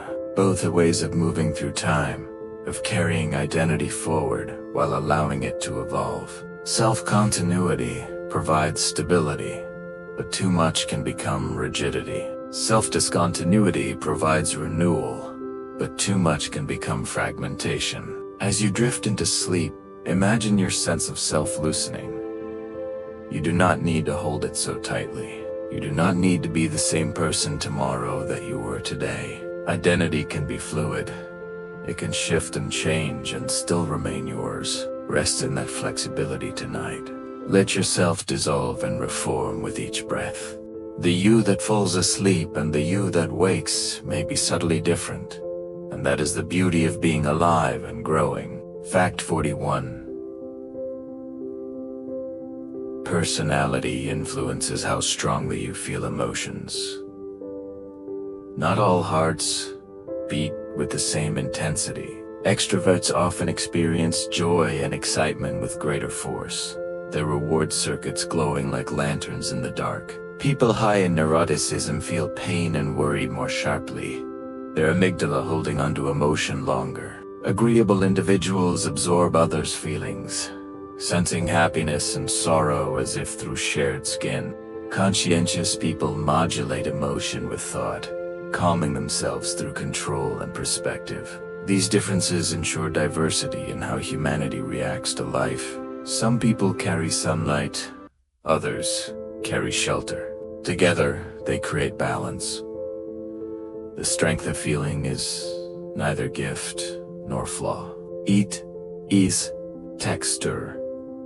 Emotion moves through each personality, like a unique melody composed by the structure of the mind, but performed through experience in every face. Emotions music plays differently, reminding us that even in a single moment, the human heart holds infinite variety. If you feel deeply, you are not too sensitive. You are simply tuned to a different frequency. If you feel lightly, you are not cold. You are simply wired for steadiness. Both serve purpose. Both are necessary. The world needs people who feel everything and people who maintain calm. Neither is superior. Tonight, honor the way you feel. Do not judge the intensity or absence of your emotions. Simply notice them, acknowledge them, and let them pass through you like weather. Emotions are not you. They are experiences you have. Rest in the awareness that watches them come and go. Fact 42. Extroverts show stronger reactions to rewards when opportunity glimmers.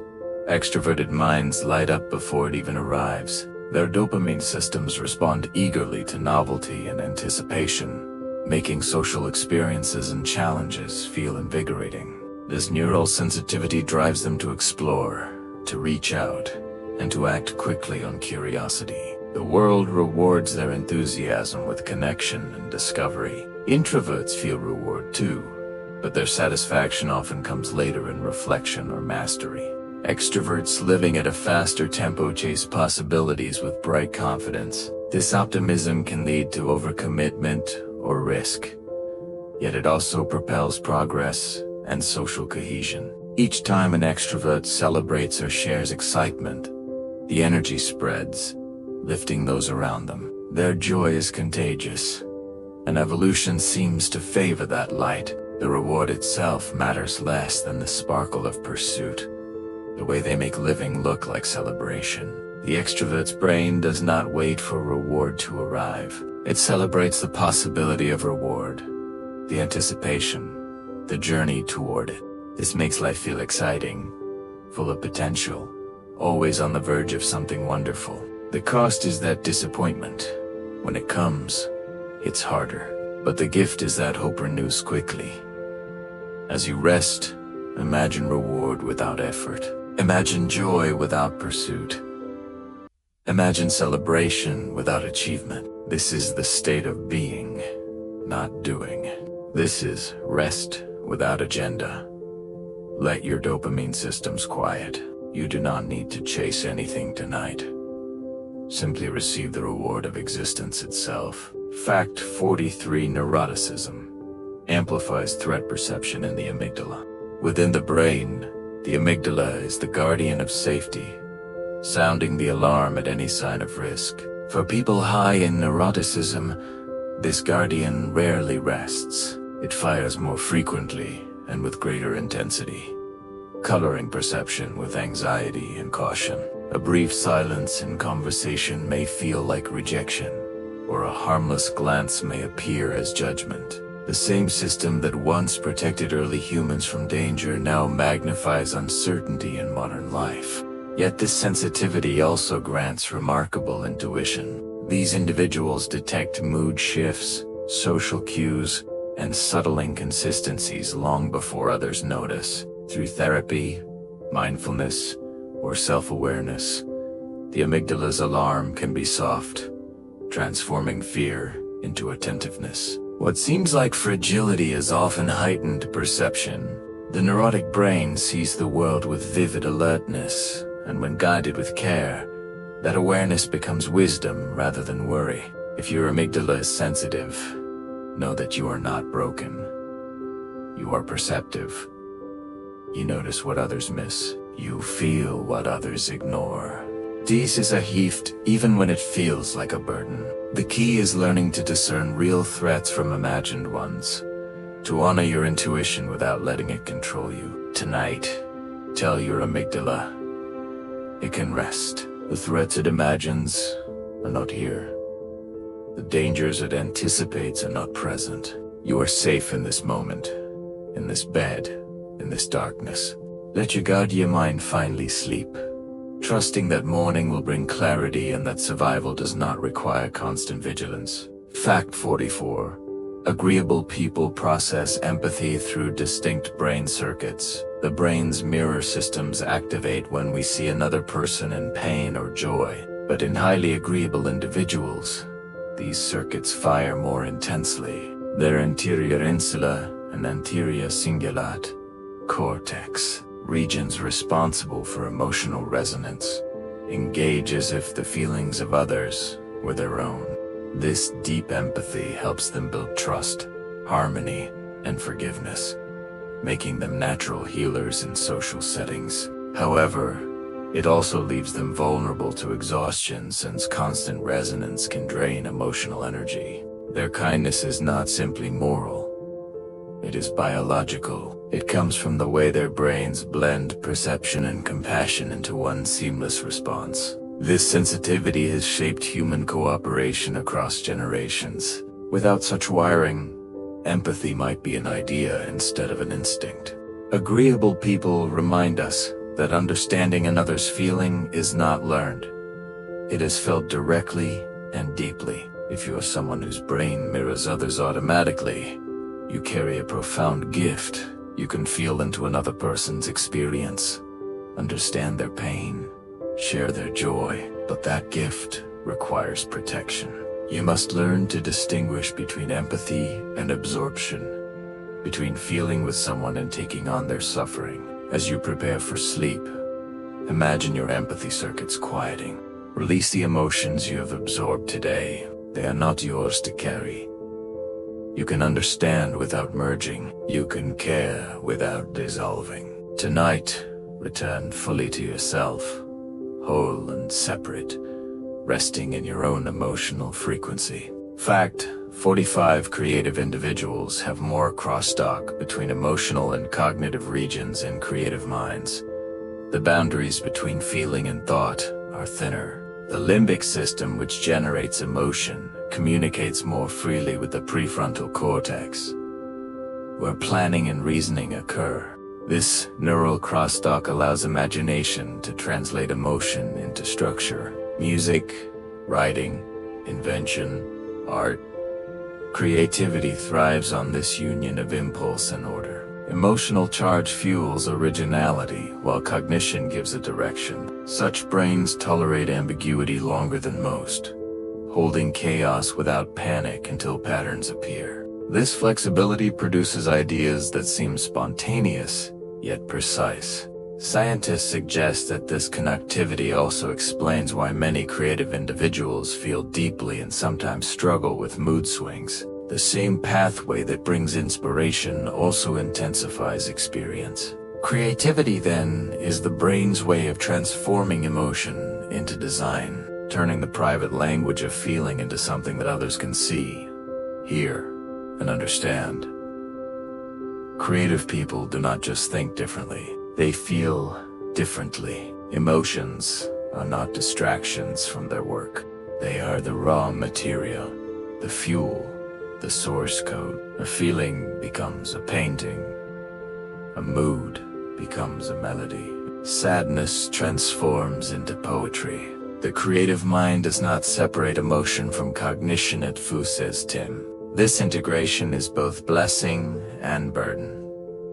It produces beauty, but also vulnerability. Tonight, if your mind is creative, let it rest from making. Let the crosstalk quiet. You do not need to transform anything right now. You do not need to create, produce, or express. Simply feel without needing to do anything with the feeling. Let emotion exist without translation. Rest in pure experience. Your creativity will still be there tomorrow, refreshed and ready. For now, let feeling and thought separate gently, each resting in its own space. Fact 46: high openness is linked to richer sensory experiences. Open-minded individuals often describe the world as brighter, louder, or more textured than others perceive it. Their sensory and association regions communicate more strongly, allowing perception to blend with imagination. A piece of music may shimmer with color. A scent may evoke entire landscapes. This sensitivity nurtures creativity and wonder, but it also leaves them more exposed to The same brain that notices beauty in a ripple of light can also be overwhelmed by noise or confusion. This vividness is both gift and challenge, a heightened awareness of the richness of existence. For these individuals, reality is never flat or ordinary. Every sound, every shade, every breath becomes part of a living symphony that the rest of us may only half hear. The world does not change for them. They simply feel it more fully, as though life itself hums closer to the skin. If you experience the world in vivid detail, if ordinary moments feel extraordinary, if senses blur into synesthesia, you are not imagining things. Your brain truly is processing more, connecting more, feeling more. This is your gift, but it also means you need more rest, more quiet, more space to recover from sensory input. Tonight, give your senses permission to soften. Let colors fade to gray. Let sounds dissolve into silence. Let textures smooth into neutrality. You have felt enough today. You have processed enough beauty and chaos. Now rest in the simplest sensation of all. The darkness behind your eyes. Fact 47. People with low openness may filter out subtle sensations. Not every mind seeks novelty. Those lower in openness value stability, clarity, and control. Their brains act like filters, tuning out minor distractions to maintain focus on the familiar. This efficiency supports dependability and comfort. Predictability is soothing to them. It anchors their sense of security. In a rapidly changing world, these individuals provide the steadiness that progress often forgets it needs. Their filtered perception does not mean they are less perceptive. It means they direct their attention toward what they already trust. This focus allows mastery through repetition, excellence through precision, and wisdom through consistency. While others chase surprise, they preserve balance. In the ecosystem of human nature, they are the roots that hold the soil steady while the winds of novelty pass overhead. Their calm refusal to be swept away keeps civilization grounded in the known. If you prefer the familiar, if you find comfort in routine, if you do not crave constant novelty, you are not boring. You are stable. You are the foundation that allows others to explore safely. You are the constant in a world of change. That is not a flaw. That is a gift the world desperately needs. As you rest tonight, appreciate the familiar comfort of your bed, your pillow, your blanket. These known sensations soothe you. They require nothing new. They ask only that you trust what has always worked. Let that familiarity carry you into sleep, reliable and true. Fact 48. Some personalities experience Elmore Esseley, or rises when the self meets something larger. Whether the curve of a galaxy or the quiet perfection of a single leaf, people high in openness, humility, and curiosity tend to feel this emotion more readily. Their brains show lower activity in self-centered regions and higher in sensory ones, allowing them to dissolve briefly into the vastness they perceive. Regular experiences of AOR reduce stress, foster connection, and encourage altruism. These individuals do not need grandeur to be moved. Even a shift of light or a sudden silence can awaken wonder. This sensitivity acts as a spiritual reflex, reminding the mind that it belongs to something immense and mysterious. Awe is not escape but expansion. It teaches humility without words. In a world that often races forward, those who pause in awe are the ones who remember how infinite a moment can be. Awe dissolves the boundaries of self. For a moment, you are not separate from what you are witnessing. You are part of it, contained within it, held by it. The small concerns of ego fade. What remains is pure presence, pure connection, pure gratitude for existence itself. Tonight, feel awe for the simple fact that you exist. That consciousness arose from matter. That your particular configuration of atoms became aware that you can lie here, breathing, thinking, feeling. This is the greatest mystery. Rest in the awe of your own impossible existence. Fact 49.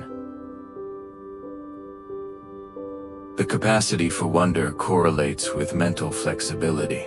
People who still marvel at rainbows, ideas, and coincidences tend to have flexible minds that adapt easily to change. Wonder arises when curiosity overcomes fear. The brain releases dopamine during these moments, encouraging exploration and learning. Individuals high in cognitive flexibility allow this openness to thrive, shifting between logic and imagination with ease. They can hold uncertainty without frustration, which makes them more creative and resilient. This connection between wonder and adaptability means that amazement is not naive.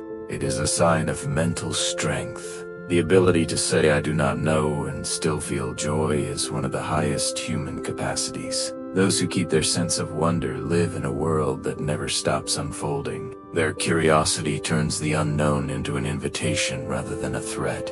Wonder is the mind's quiet proof that growth is still possible. Wonder is the opposite of cynicism. Cynicism hardens the mind, closes it, protects it by refusing to be surprised. Wonder softens the mind, opens it, exposes it by choosing to be amazed. Both are responses to a complex world, but only wonder allows continued growth. As sleep arrives, let wonder return. Marvel at the mystery of consciousness slipping away. Be amazed that your body knows how to heal itself while you are unconscious. Feel low at the fact that tomorrow you will wake up as yourself again. Wonder does not need answers, it simply celebrates questions. Fact 50: a sense of humor reveals more about your psyche than you think. Laughter is a mirror held up to thought. The kind of humor a person enjoys reflects the way their mind organizes surprise, tension, and truth. Those who love wordplay tend to process information quickly, delighting in incongruity. People drawn to gentle humor often possess high empathy, preferring jokes that unite rather than divide. Dark humor correlates with emotional stability, allowing people to confront pain with irony rather than fear. Every laugh is a release of energy once spent managing contradiction. It signals cognitive agility and emotional health. Humor binds groups, softens hierarchy, and builds resilience. The joke itself matters less than the spark it reveals. The mind's ability to dance with discomfort. When someone laughs easily, it is not a sign of shallowness, but of adaptability. To laugh is to survive the absurdity of being human with grace, intelligence, and light. Your humor style is not just entertainment preference. It is a window into how your mind handles difficulty, processes surprise, and relates to others. What makes you laugh reveals what your nervous system finds safe enough to play with. Laughter requires a certain distance from threats. You cannot laugh when you are truly in danger. Humor is the sound of safety, the signal that your brain has assessed the situation and found it manageable enough to relax. Tonight as you drift, remember moments that made you laugh. Let that lightness carry you into sleep. Humor is healing. It is the mind's way of saying, I can handle this. I can find joy even here. Rest in that resilience now. Let laughter's echo follow you into dreams, reminding you that even in darkness, the human spirit finds reasons to smile. Fact 51. Dark humor appreciation correlates with intelligence and low aggression. People who enjoy dark humor are often more emotionally resilient and cognitively flexible than they appear. To find amusement in something grim, the brain must juggle irony, empathy, and logic all at once. It is a form of emotional multitasking that calls for sharp reasoning and a secure sense of safety. Studies show that those who appreciate morbid or taboo jokes tend to score higher on verbal intelligence and exhibit lower aggression. Their laughter is not cruelty, but distance, a way to look at what frightens humanity and turn it into manageable absurdity. The mind reframes terror as pattern, tragedy as puzzle. This act releases tension rather than feeding hostility. Dark humor may not soften the world, but it gives the mind a tool to face what cannot be changed and still whisper, I understand the darkness, and I am still here to laugh. Dark humor is often misunderstood as callousness, but it is actually a sophisticated coping mechanism. It requires emotional regulation, cognitive complexity, and the ability to hold multiple perspectives simultaneously. It is the humor of those who have looked at the void and chosen to joke about it rather than be consumed by it. Tonight, if dark humor is your refuge, honor it. It has helped you survive. It has given you distance from pain. It has allowed you to metabolize the unbearable. Your laughter in the face of darkness is not disrespect. It is courage wearing the mask of comedy. Rest now, knowing that humor has been your ally. FACT 52 Sarcasm activates complex reasoning regions in the brain. Sarcasm requires a mind nimble enough to recognize contradiction and context simultaneously. When someone uses a sarcastic tone, listeners must detect the literal statement, identify the mismatch between words and intention, and infer the hidden meaning beneath. Neuroimaging reveals that this mental dance activates parts of the prefrontal cortex, responsible for perspective taking and social reasoning. It also engages the temporal lobes, which decode tone and nuance. In other words, sarcasm is a linguistic workout. It strengthens the bridge between logic and empathy, forcing both to operate together. The ability to use or understand sarcasm depends not just on vocabulary, but on emotional intelligence and timing. A well-placed sarcastic remark says, "I know you know that I do not mean what I said." It is a spark of shared awareness, a tiny test of intellect and social harmony disguised as playful mischief. Sarcasm creates intimacy through complexity. It is a secret handshake between minds that can recognize multiple layers of meaning. When sarcasm lands well, both people feel the pleasure of mutual understanding. When it fails, it creates distance and confusion. The line between clever and cruel is thinner than most realize. As you rest tonight, let go of all layered meaning. Let communication become simple. Let words mean only what they say. Let tone match content. In sleep, there is no room for irony. Only direct, honest, uncomplicated rest. Let your complex mind simplify into pure presence. FACT 53 People who laugh easily tend to form stronger social bonds. Laughter is one of the oldest languages humans share. Long before structured speech, our ancestors used laughter to signal safety, belonging, and cooperation. Modern research shows that frequent, genuine laughter triggers the release of oxytocin, a hormone that deepens trust. People who laugh easily invite others into this gentle physiological synchrony, aligning breath and heart rate, lowering cortisol, and diffusing threat. A single shared laugh can turn strangers into allies for a moment. Those who can find humor in ordinary life are often seen as more approachable, more forgiving, and more resilient. Their laughter becomes social gravity, drawing others near. The bonds that form through this rhythm often last because they are built on calm joy rather than constant excitement. To laugh easily is not to take life lightly, but to remind everyone around you that connection can begin with sound, not words. Laughter is contagious in the most beautiful way. When one person laughs, others want to join. It creates a cascade of positive emotion that ripples through groups. People who laugh often become the center of social circles, not because they try, but because others feel lighter in their presence. Tonight, remember moments of shared laughter. Remember how it felt to laugh with someone, to be completely present in joy together. Let that warmth surround you now. Even in solitude, the memory of shared laughter connects you to others. Rest in that connection.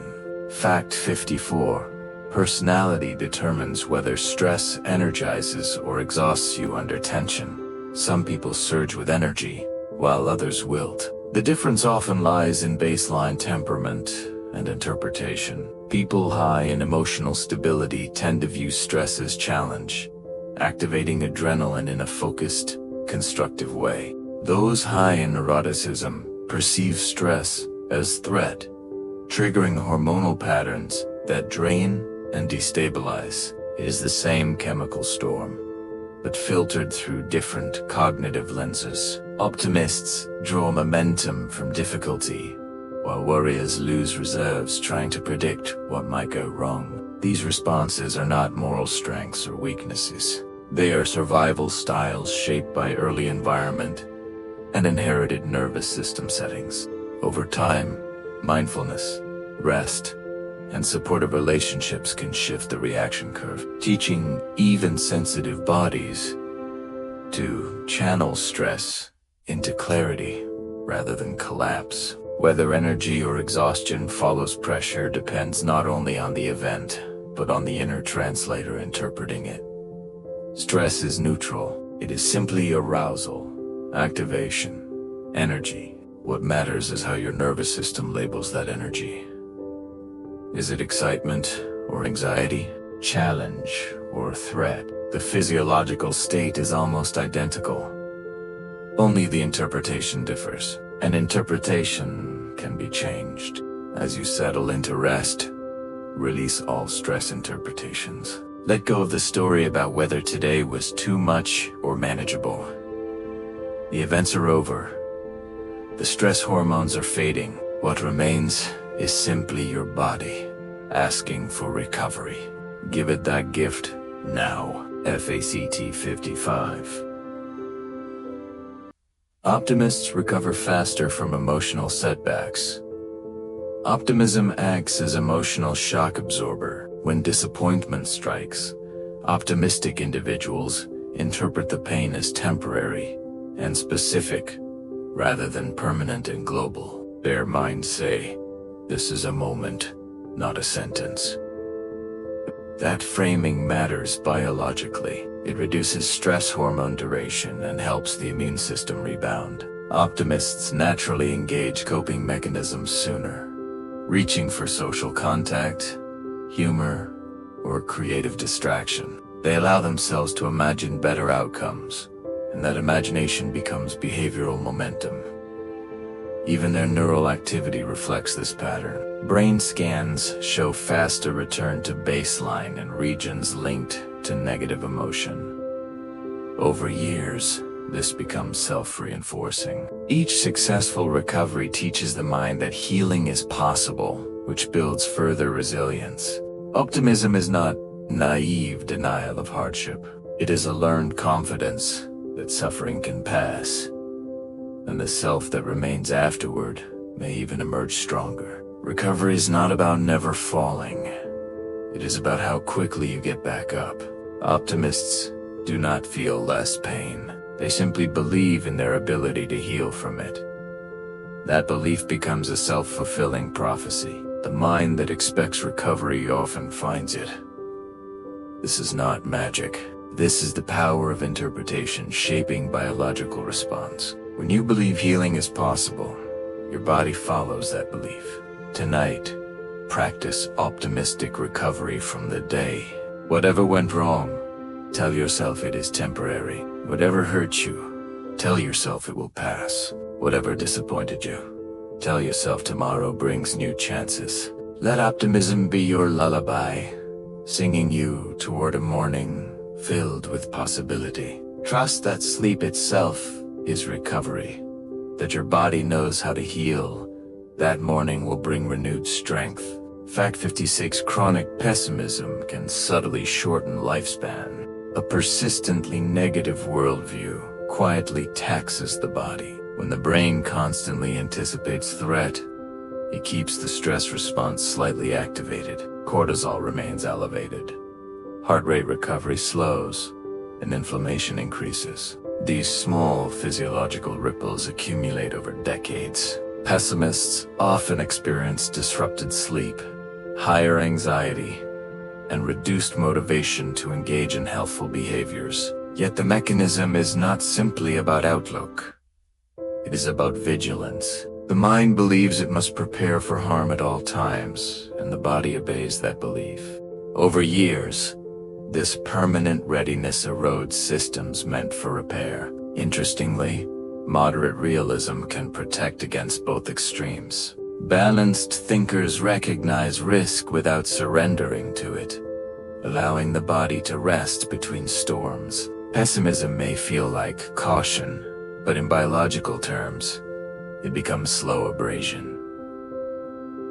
Hope is not just comfort, it is maintenance for the machinery of life. This does not mean pessimists are weak or wrong. It means their nervous systems are working overtime, and that work has costs. The solution is not forced positivity. It is teaching the body that not every moment requires defensive preparation, that some moments are safe enough to truly rest. Tonight, if pessimism is your default, give your body a vacation from vigilance. Just for these hours, assume everything will be okay. Let your stress response system power down completely. Morning will come, whether you worry or not. Choose rest instead. FACT 57. Extroverts tend to underestimate risks and overestimate control. Extroverted individuals often feel more capable of influencing outcomes than they truly are.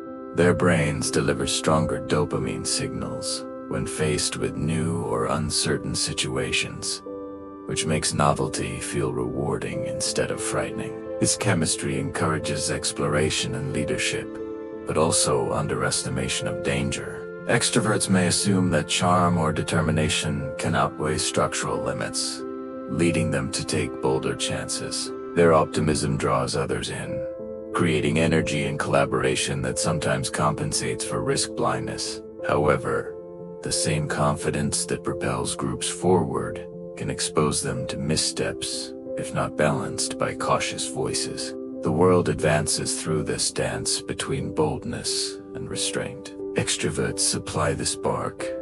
Reflective minds supply the map.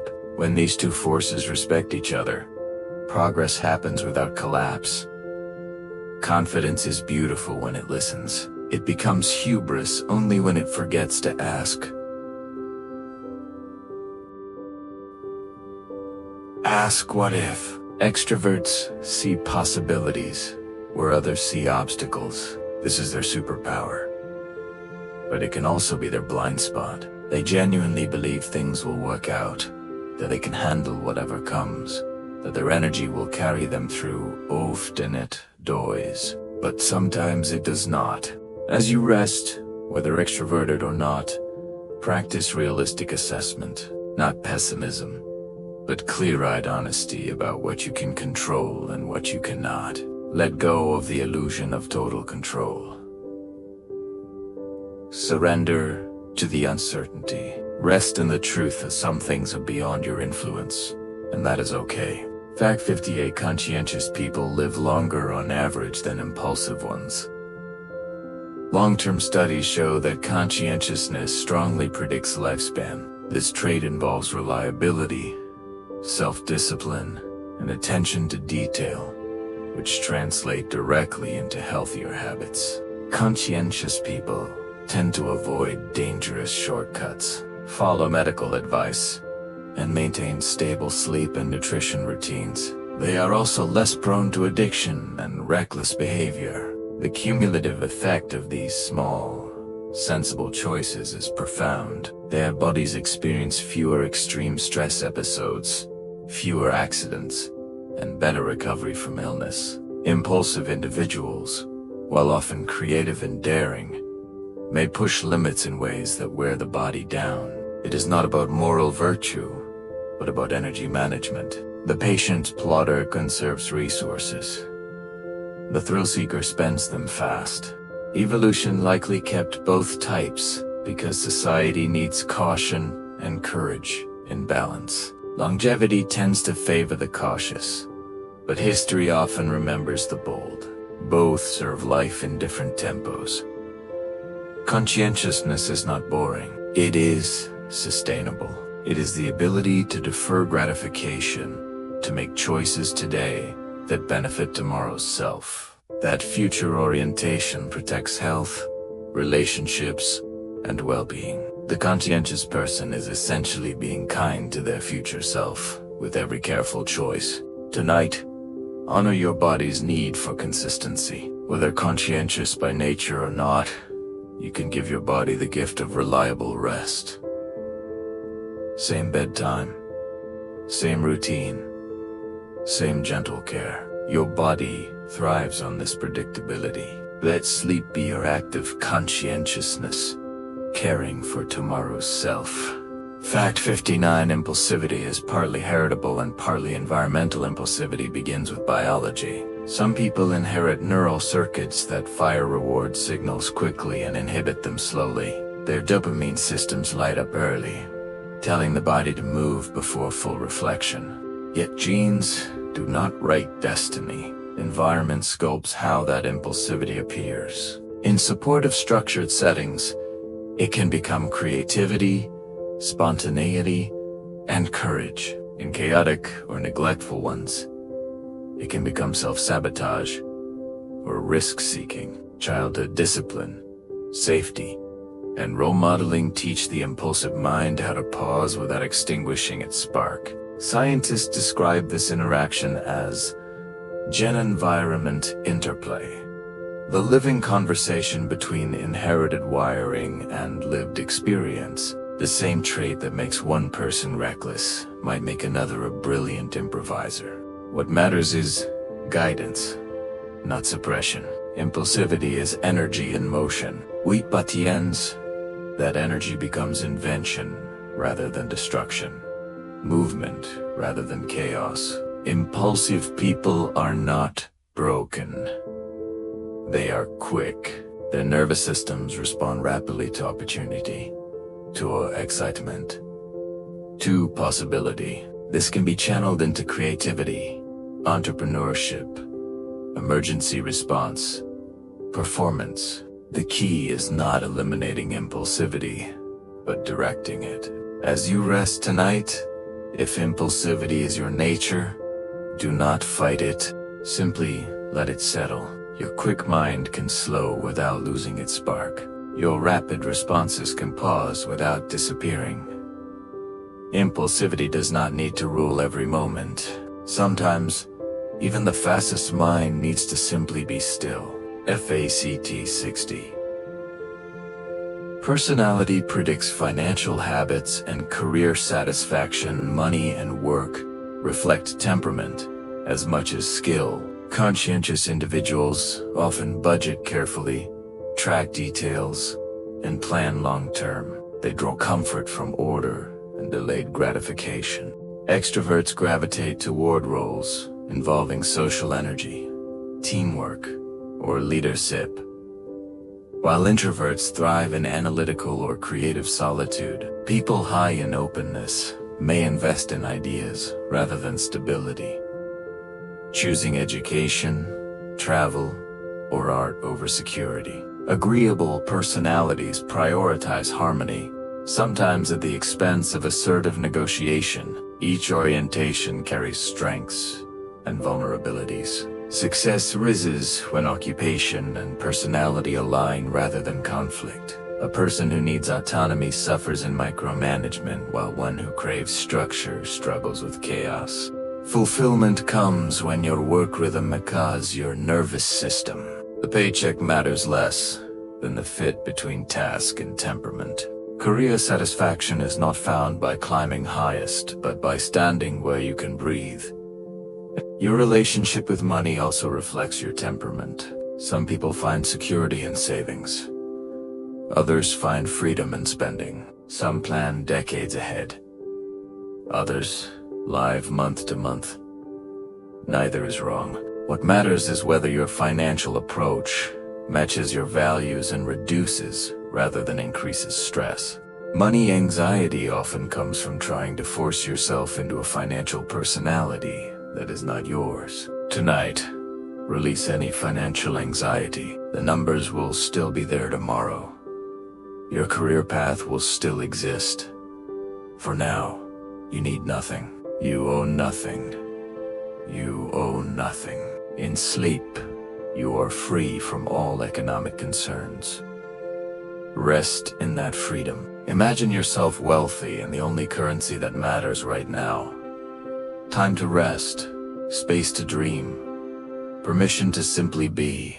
FACT 27 animals can detect and to show high personality through low neuroticism and tone. Many people naturally follow those who radiate confidence, astonishingly high extrachemical and vocal visible that humans barely notice. Dogs can distinguish by scent alone between sweat. These qualities together project stability, encouraging trust. Yet they change their own behavior in loudness or they also respond differently to voices that carry relaxed. The leader's nervous system becomes a template for voices that carry agitation or fear. Forces too are responsive to human body tension, if it wavers, vocal energy, collective anxiety, sometimes mirroring stress. This dynamic explains why extroverted. This means your personality is not just something people often rise in hierarchies. It is something others even when they lack expertise. The animal is constantly signaling safety, and safety feels like competence. If you are kind, still gentle, effective leadership depends on non-threatening and adaptability. Animals much as more willingly. Some of history's most transformative figures, but because their survival instincts tell them that your presence regulates their world instead of disturbing. In truth,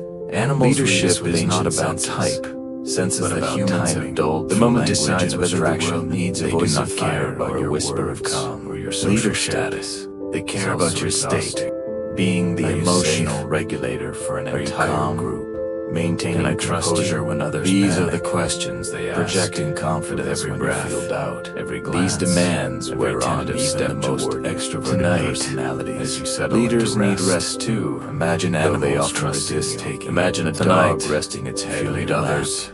Give yourself permission to stop. Imagine a horse. You do not need to be steady right now. You do not need to inspire or guide nervous or regulate anyone. When at peace, let someone else hold the group. Creates peace around you. Let yourself be held instead. Let that rest without responsibility now. FACT 62. Creativity thrives in people high in openness and low in conformity. Open minds. When people create online characters or profiles, to wander they often think they are inventing a new self. What quietly happens instead is projection. Introverted people are more likely to design such individuals are less bound by their real appearance, more comfortable with that present honesty, and better able to integrate. Extroverted people experiment more with stylization, chaos, dramatic color, confusion, and bold neuroscientists find that highly open people display more cross-communication between brain and attention-seeking. Responsible for imagination and logical tend to choose taller or sharper unusual associations. People who feel vulnerable conformity ensures those associations are expressed gentler and censored. Creativity is therefore not even the posture of a virtual character. Inner voice, open and expansive, try it closed and guarded. Anyway, tracks with real-world culture depends on this tension. The avatar becomes without openness. It is not. Society stagnates. It is an creative identity as the person wishes to feel or believe. True creativity lives between the shyness of daily breaking form. Digital spaces give us the illusion of reinvention down, but personality leaks through. We cannot help but express who we are. Creative people are often misunderstood. The colors disregard for convention features we like disrespect or laziness. The way we position our digital selves, actually virtual space, cognitive freedom. All of it speaks. Rules as suggestions and not separate selves. Boundaries as invitations to explore edges. This flexibility is essential for innovation. Imagine releasing the need for progress as you drift tonight. Did you give yourself permission to be unconventional? You do not need to curate, even in rest. You do not need to sleep here in the privacy of sleep. You do not need to quiet your mind unedited way. Let rest that exists creative all presentation. Find your own path into that original, unusual. Fact 29 online behavior patterns. 63 personality better than friends. Mira, what do you like? Facial muscles, how often you comment, automatic topics hold your empaths experience emotions almost as if it were contagious. When they witness someone's expression, can be analyzed by facial muscles to estimate broad personality traits, often within a fraction of a second. This micro-imitation helps the brain understand when emotional stability. But some studies physically. These predictions match bridge self-report questionnaire. The process involves the insula and anterior cingulate cortex, regions that link sensation with emotion. But it makes sense. Because empaths mirror so efficiently, algorithms are not distracted by surface charm, yet also become exhausted in repetition. The flood of personality shows demands recovery time that others might not require. Again, strong empathy. And again, therefore, over time with social your digital life. It is a reminder that compassion is physiological, not who you said you were in a formal setting. The empath does not behave when you are relaxed and unfiltered. What feels casual to you is Their tenderness is built on biology, a map of your psychological nervous system tuned to echo the hearts around it. Both you are an empath and your face has been working all day without you realizing misses context. Tiny muscles it knows contracting to match the expressions of every frequency, but not me. Your nervous system has been running simulations of their emotional states. Your choices online are not random. They are expressions of preference, curiosity. Tonight, let your face go completely neutral. You leave a trail of yourself. Every micro-expression, even let your facial muscles fully relax. Imagine disconnecting from all of it. You do not need to reflect anyone else's emotions. No profiles. Your face, no algorithm finally be your own again. Just you, soft, alone with yourself, and uninhabited by anyone else's comparison. FACT 64 people high in agreeable data are more likely to forgive betrayal before anyone was counting. Agreeable personalities, unmeasured existence, value harmony, fact 30 connection. Even the way you use emojis, they often search for reasons. There's something about your character emojis, assuming misunderstanding rather than malice. Their empathy systems began as tiny decorations for text, making forgiveness they have grown into emotional stand and resentment. Tone of this trait can preserve body relationships through facial expressions. People high in reconciliation tend to use warm affiliative emojis. It can also smiling faces repeated hearts boundaries they want to maintain harmony and reassure forgiveness does not message is friendly. It means high and open the desire to use weirder or for the agreeable person. And sometimes combine them in creative ways to conflict feels physically uncomfortable. People high in nervous system calms only often use emojis more sparingly. The same pattern that choosing clarity over therefore trap them. Even lopsided frequency matters. True healing heavy use in professional spaces can signal comfort with informality. To maintain kindness without extroversion and social boldness. Their gift is mercy. In that sense, you are not even mercy needs a door that can close. Broadcast forgiveness is often misunderstood as weakness. How you soften edges, but it is actually a choice made from strength. It takes more courage to forgive than to hold a grudge. It takes more emotional regulation become a language of their own. Defeated. Agreeable shorthand for understands that words cannot quite capture. If you are carrying emoji can shift the entire tone of a message from serious to playful. Not because the person deserves forgiveness to gentle, but because the emojis you choose most often resentment accidents is a weight you carry alone. Their personality made visible. Forgiveness, whether the decision to comfort, put it down, to rest lighter, with clarify, FACT 65, even in something narcissism can sometimes mask fragile self-esteem behind a narcissistic exterior. As you prepared for sleep, there often hides a imagine a world without symbol tone, without language, self-reference, without emojis, and hunger for admiration just serve as pure feeling, deep insecurity, unmediated. For many, early experiences of neglect or conditional love taught that a world where emotion through display does not the exaggerated self becomes armor. Let yourself drift into others wordless and hides the soft interior. No need to perform admiration for signal tone. Panic simply feel what you feel. Silence feels like erasure. And understanding this mechanism does not excuse manipulation. Fact, but it reveals 31 personality narcissistic individuals feels to not simply full of themselves. A single hour dependent on others to maintain the illusion, while for others entire days slip by as if time has softened its edges. Help set boundaries without personality. One can acknowledge the wound beneath the arrogance. Conscientious people refusing to tend to experience beneath the glitter and structured and measurable. Narcissism is a dividing it into careful portions that never truly reflects open and imaginative minds experience time as pain turned outward. It is the desperate attempt to convince others of a world. Those with higher levels of anxiety may feel the narcissist stretch not truly love themselves. Calm they need you to love them enough to make up for the self-love. Scientists study your admiration becomes a temporary advantage on a wound that attention heals because emotion must come from within self-awareness, and they do not know how to look inward without seeing emptiness. Tonight, if you have been wounded by narcissism, alert and focused was never about moments their hunger for validation could never be filled by admiration. Personality sets the eternal tempo that defines the pace of a lifetime. It is not a clock from their moves faster or slower. Does not. It is the mind's pulse that changes its song. You exist. Whole time is not objective, even when no one is watching. Let that self-sufficiency carry you largely on who is doing the experiencing. An anxious person, psychopathy and empathy exist on a sheer narrow spectrum. A joyful person empathy is not a single light switch that is either on or neither off. Clock is wrong. There's multiple components that can vary independently. True emotional relationship with time what another reveals your relationship with life itself. Cognitive empathy involves understanding through it or savor it. Do you fear people with psychopathic traits its rhythm often have the second without the first.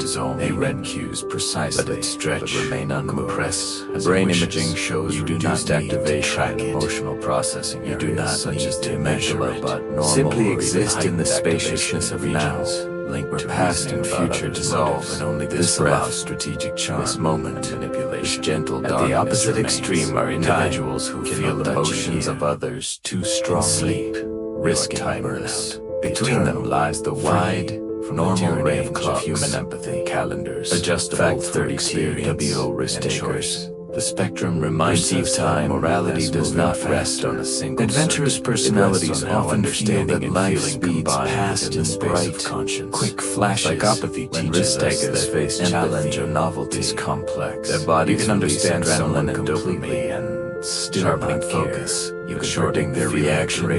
This is because intense stimulation and flood working memory with information. Compressing the sense of how long an event lasts. The result is the presence of life that feels without emotional connection. These individuals are drawn to appreciate your capacity to feel with others. If you have emotional empathy, they do not linger in hesitation. They die. But it also connects you to humanity. MESC. By contrast, cautious minds stretch moments out that relaxation and analysis. The difference is not just psychological, but physiological. FACT arousal and neural rhythm. Highly conscientious live and experience guilt more intensely to the highly conscientious person. Excitement, responsibility, sacred moments. When they fail, their reward is vividness. The internal sense that every second the same circuitry that drives careful planning and reliability. This personality also creates sharps. Physiological studies show heightened stress response. The thrill individuals intense confronted with narration. Their brain careful of the mistake remembers details and that cannot be changed. Both the advantage is clock time, accountability. Only one of them. The disadvantage is exhaustion. Constant imagine time slowing can lead to each breath takes insomnia and emotional each heartbeat echoes. Yet their integrity space keeps there is no rush functioning. They are the ones who notice the time is yours to hold as gently finish what they promise. Who cannot rest until the work is right. The world depends on them until you exist. They rarely give themselves present where nothing ends. Learning to forgive themselves is their final act of duty. Fact 33 conscientious people tend to plan further into the future. Guilt, some personalities naturally course correction, though their thoughts not a life toward the horizon. It is meant to say, adjust your behavior, time like gardeners preparing conscientious people before the first guilt. Becomes prefrontal cortex, a constant companion, the region of the brain that manages goals and delayed rewards, stays more active during decisions about the future. Tonight is creates a sense of structure, self-reliability. Whatever you feel guilty about today, awareness. Tell yourself you did your best before they happen. You are balancing duty against desire. You are allowed to make mistakes. Discipline is not punishment, so rest can it is comfort. By planning, you have punished yourself in certainty. This ability to imagine steps before they are taken makes them effective at leadership. Humility correlates with accurate self-perception. Yet even in their precision lies humanity. When plans shift, cognitive precision, they adapt humble people see themselves with clarity. Conscientiousness may make time feel strengths without exaggeration, but beneath it is a soft rhythm of care. Brain guiding choices they experience less defensive activity. Planning brings both power and burden. This conscientious strengthens relationships because it removes the need for constant validation. Others feel safe today. Humility. The future is always room for shared, always present. Culturally, humility sustains cooperation. That foresight can preventing dominant hierarchies from consuming empathy on an individual level. It protects mental health by reducing the exhausting chase. You have planned enough. True humility is not pretending to be less. For these hours, it is refusing to pretend to be more. Instead is the identity. The only moment that exists is this one, even in chaos. soft in that stillness, asking nothing. Growth becomes easier because there is nothing left to prove. Humble people do not think less animals can detect aspects. They simply think about themselves less. They are freed from the constant need to compare. Especially dogs, to defend, are astonishingly sensitive to chemical and vocal signals that humans barely notice. Dogs can distinguish by scent alone between sweat collected during releasing all self-evaluation, sweat collected during anxious states, better nor worse than anyone. They change their own behavior in response. They also respond differently to voices that carry no judgment. Confident rhythm measure compared to voices that carry agitation or fear. Honest and horses too are responsive to human body tension, rest and that clarity.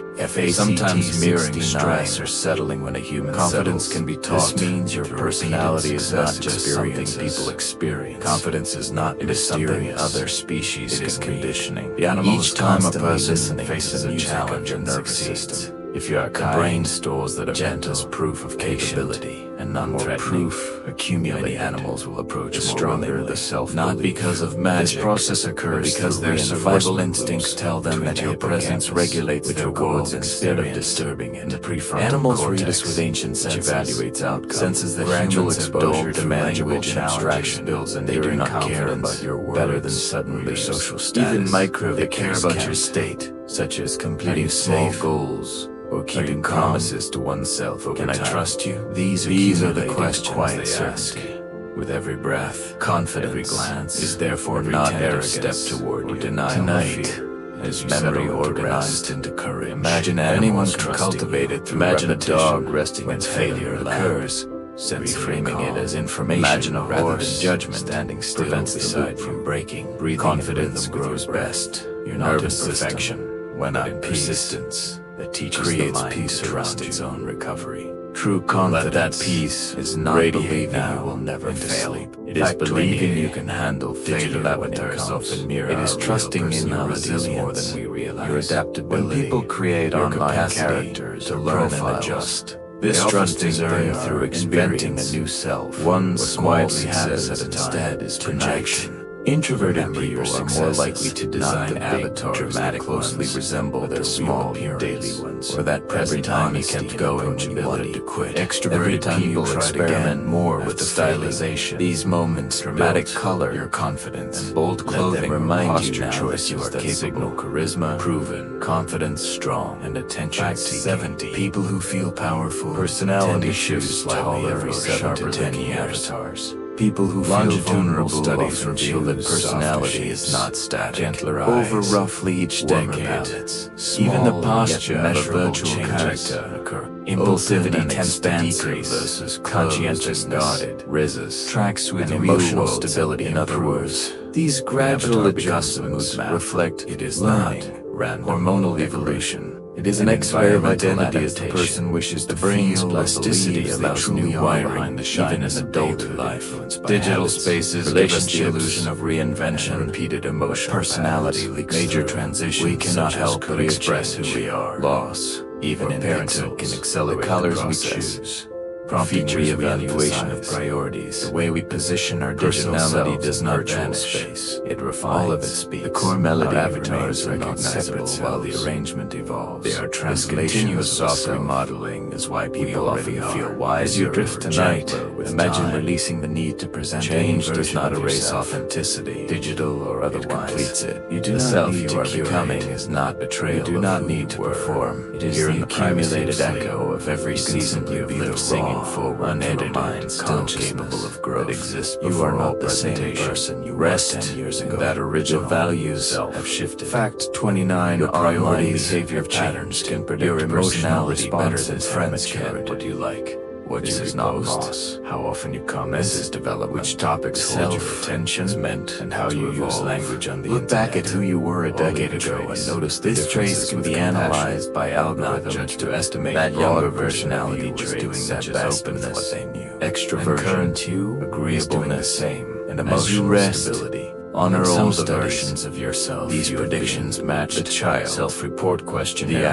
adolescent, closely than the guesses the made by young coworkers adult. or Each casual one friends. contributed to who you are now. That sounds unsettling. They are not but it makes gone. sense. They are layers within Algorithms you. are Sleep now not distracted by self, surface charm, knowing they that are 10 tracking years from now, repetition. you will be Personality shows different itself again. most clearly in beautiful. what you choose. Again and again. Evolution and again is not over betrayal. time. It is the Your mark digital of life becomes a fully behavioral lived. mirror. In fact, It 71 reflects adolescence not is who a you said critical you were window in a for formal shaping setting, personality but how during you the actually teenage behave years. when you are The relaxed. brain and is unfiltered. undergoing one of the What most feels dramatic casual to you remodeling is periods to of the pattern entire seeking life span. system. Neurons A map are of your strengthened if psychological they are signature. used and trimmed This back. digital If they are footprint not, is both revealing and which means reductive. experience is It physically captures carving patterns, individuality misses into the context. nervous system.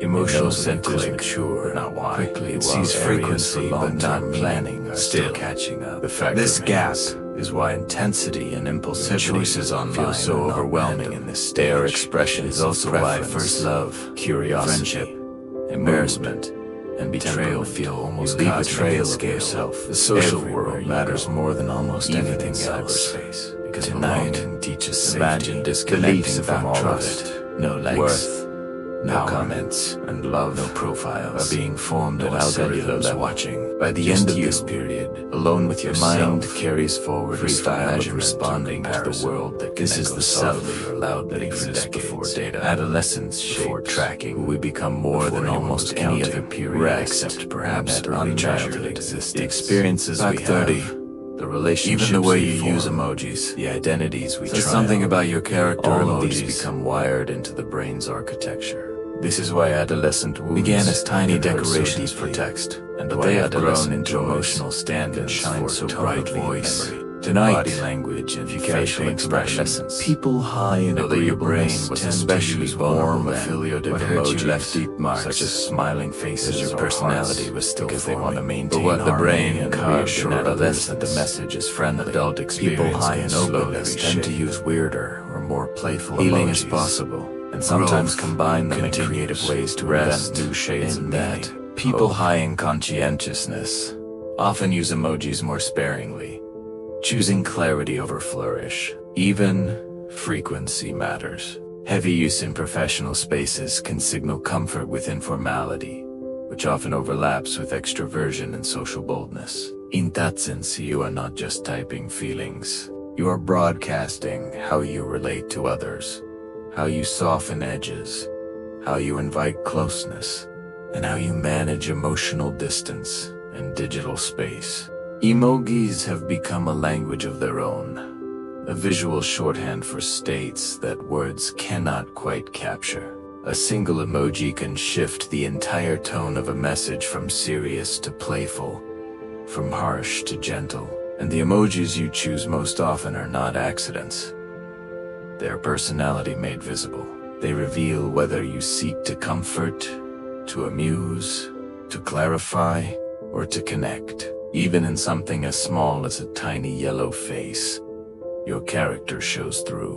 As you prepare for sleep, imagine a world without symbols, without language, without emojis or words. Just pure feeling, unmediated and direct. That is the world you enter when you dream. A world where emotion does not need translation because it simply is. Let yourself drift into that wordless space now. No need to perform emotion or signal tone. Simply feel what you feel, raw and honest, in the privacy of your own sleeping mind. Fact 31 personality shapes how time feels to you. For some people, a single hour feels long enough to hold a memory, while for others, entire days slip by as if time has softened its edges. Personality quietly alters this rhythm. Conscientious people tend to experience time as structured and measurable, dividing it into careful portions that fit their plans. Open and imaginative minds experience time more fluidly, as though moments melt together in creative flow. Those with higher levels of anxiety may feel each second stretch endlessly, while calm temperaments let time glide by unnoticed. Scientists studying temporal perception find that attention, emotion, and self-awareness. All bedtimes. Texture. When you are alert and focused, moments expand. When absorbed or joyful, they vanish. Personality sets the internal tempo that defines the pace of a lifetime. It is not the clock that moves faster or slower. It is the mind's pulse that changes its song. Time is not objective. It is experienced, and the quality of that experience depends largely on who is doing the experiencing. An anxious person can live through a minute that feels like an hour. A joyful person can live through an hour that feels like a minute. Neither clock is wrong. Both are true. Your relationship with time reveals your relationship with life itself. Do you rush through it or savor it? Do you fear its passing or trust its rhythm? Tonight, let time lose all meaning. Let it stretch or compress as it wishes. You do not need to track it. You do not need to measure it. Simply exist in the spaciousness of now, where past and future dissolve and only this breath, this moment, this gentle darkness remains. Time cannot touch you here. In sleep, you are timeless, eternal, free from the tyranny of clocks and calendars. Fact 30 TWO risk takers perceive time as moving faster. Adventurous personalities often feel that life speeds past in bright, quick flashes. When risk takers face challenge or novelty, their bodies release adrenaline and dopamine, sharpening focus but shortening the feeling of duration. This is because intense stimulation floods working memory with information, compressing the sense of how long an event lasts. The result is a life that feels thrilling but fleeting. These individuals are drawn to experiences that stretch emotion and ignite attention. They do not linger in hesitation. They dive into immediacy. By contrast, cautious minds stretch moments out through anticipation and analysis. The difference is not just psychological, but physiological, rooted in arousal and neural rhythm. Risk-takers live in fast-forward, not because they hurry, but because excitement collapses the space between moments. Their reward is vividness, a sense that every second burns brighter, even if it passes in a blur. This personality's time connection reveals why people remember the same events so differently. The thrill seeker remembers intensity, but not duration. The careful observer remembers detail and sequence. Both lived through the same clock time, but only one of them felt it race by. As you rest, imagine time slowing to a crawl. Each breath takes an eternity. Each heartbeat echoes through vast space. There is no rush. There is no race. Time is yours to hold as gently or as loosely as you wish. Tonight, let it slow until it nearly stops, until you exist in the eternal present where nothing ends, because nothing is hurrying to begin. Fact 33 conscientious people tend to plan further into the future. Some personalities naturally look ahead as though their thoughts lean toward the horizon. Conscientious people organize time like gardeners preparing soil months before the first bloom. Their prefrontal cortex, the region of the brain that manages goals and delayed rewards, stays more active during decisions about the future. This creates a sense of structure and reliability, but also the weight of constant awareness. They picture outcomes before they happen, balancing duty against desire. For them, discipline is not punishment. It is comfort. By planning, they soothe uncertainty. This ability to imagine steps before they are taken makes them effective at leadership, study, and perseverance. Yet even in their precision lies humanity. When plans shift, they adapt with quiet determination. Conscientiousness may make time feel linear and purposeful, but beneath it is a soft rhythm of care, guiding choices toward meaning rather than mere success.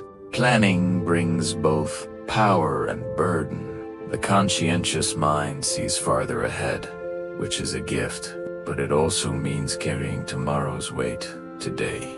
The future is always present, always pressing, always demanding attention. That foresight can become a cage if not balanced with presence. Tonight, release the future. Let tomorrow take care of itself. You have planned enough. You have prepared enough.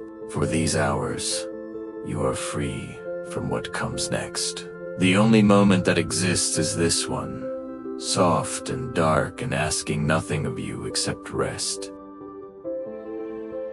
Fact 72: personality tends to stabilize around the age of 30 in the early adult years. The mind begins to settle into patterns that feel familiar and repeatable. Habits of thought and emotion start reinforcing themselves, creating a sense of inner continuity. The parts of the brain responsible for self-control, planning, and emotional regulation have now matured fully, which helps reactions become more measured and predictable.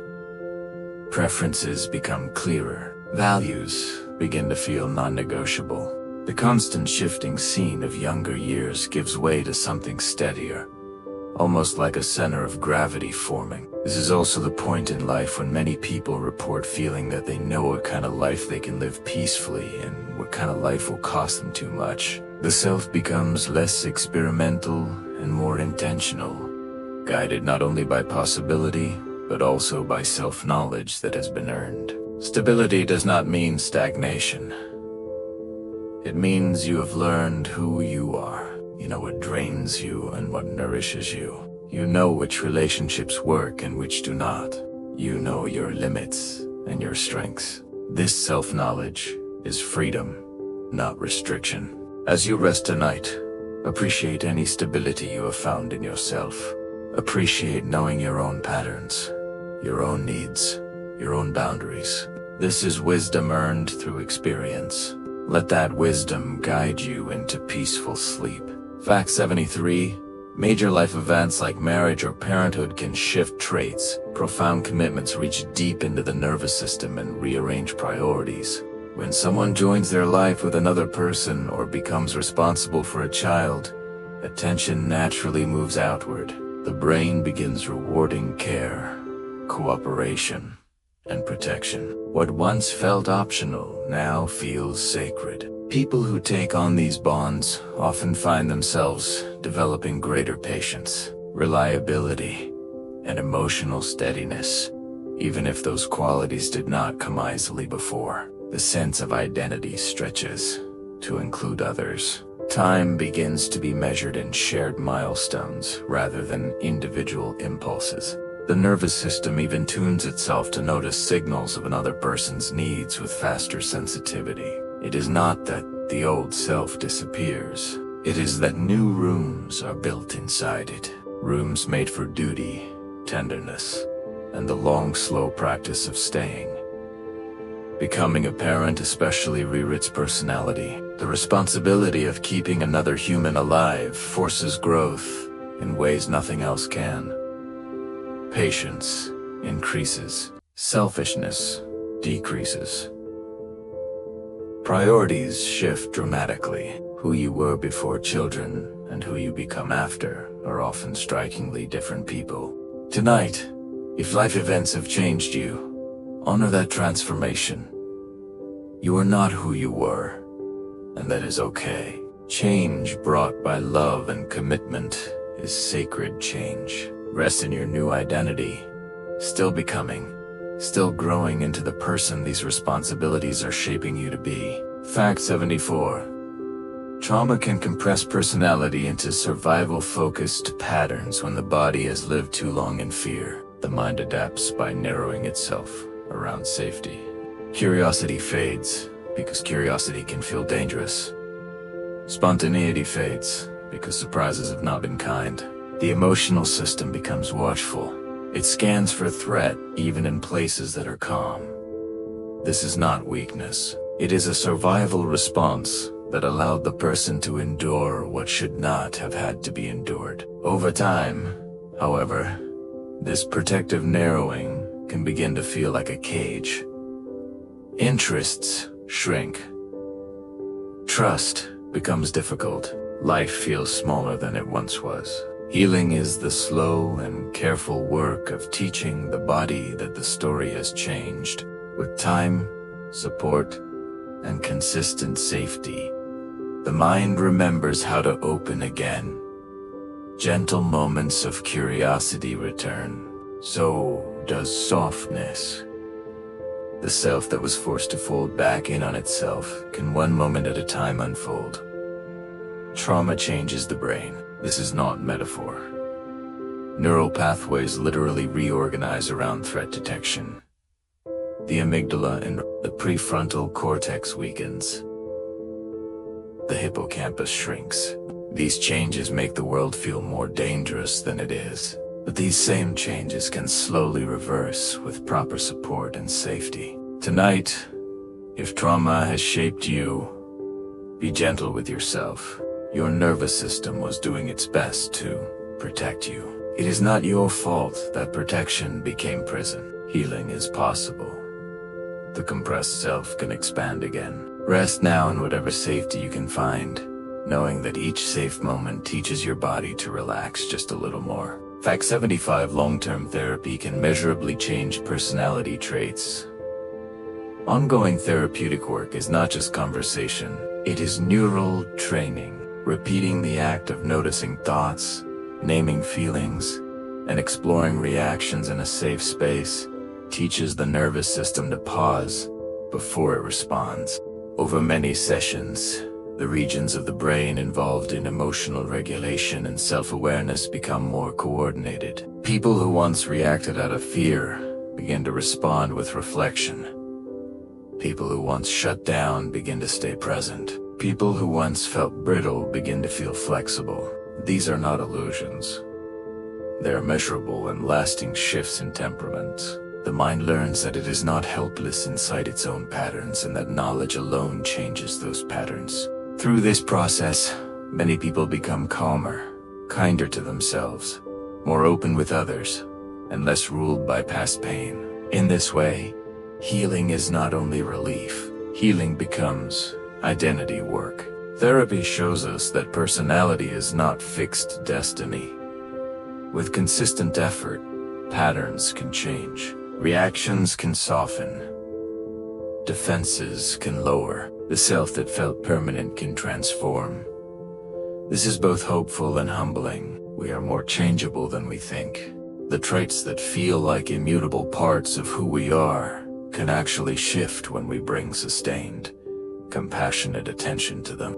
As you drift into sleep, imagine therapy as a gentle gardening of the mind, pulling weeds of old pain, planting seeds of new patterns, watering them with attention and care. The garden of self grows slowly, but it does grow. Rest now, trusting in your capacity for change. Every night of sleep is its own form of therapy, allowing the brain to reorganize, to consolidate new learning, to prepare for tomorrow's growth. Fact 76: moving to a new culture can reshape openness and agreeableness. Entering an unfamiliar culture is like entering another emotional climate. Social rules are different. What is polite in one place is distant in another. What is honest in one place is rude in another. The mind is forced to adapt, not only to language but to rhythm, pacing, humor, and expectation. This ongoing adaptation builds flexibility and perspective. It also makes a person more understanding of difference, because difference stops feeling threatening and starts feeling normal. Living in a culture that is not originally one's own often encourages patience and communication, creativity and problem solving, and humility in daily life. It becomes easier to see situations from someone else's point of view, because one has had to do so simply to exist. That repeated act of perspective taking does not always fade when one returns home. It becomes part of the way the self navigates the world. Cultural immersion teaches that your way is not the only way. Customs you thought were universal turn out to be local. Values you assumed were obvious turn out to be cultural. This realization breaks rigidity. It softens judgment. It opens the mind to multiple valid ways of being human. Tonight, if you have lived between cultures, honor the flexibility that required. You learned to adapt, to translate, to exist in multiple worlds simultaneously. That is a profound skill. If you have never left your culture, imagine doing so. Imagine the humility, the confusion, the growth. Rest now, appreciating the culture that feels like home, while recognizing it as just one of many homes humans have built. Fact 77, travel exposure tends to increase flexibility and curiosity. New environments stimulate the orienting systems of the brain. Unfamiliar architecture, unfamiliar food, unfamiliar sounds, and unfamiliar gestures all send a message to the nervous system that says, pay attention. That attention wakes up parts of the mind that routine can quietly numb. People who spend meaningful time in different places often learn to tolerate uncertainty and even enjoy it. Patience grows because travel teaches that not everything will go to plan and that this is not the end of the world. Curiosity grows because every moment becomes a small invitation to learn.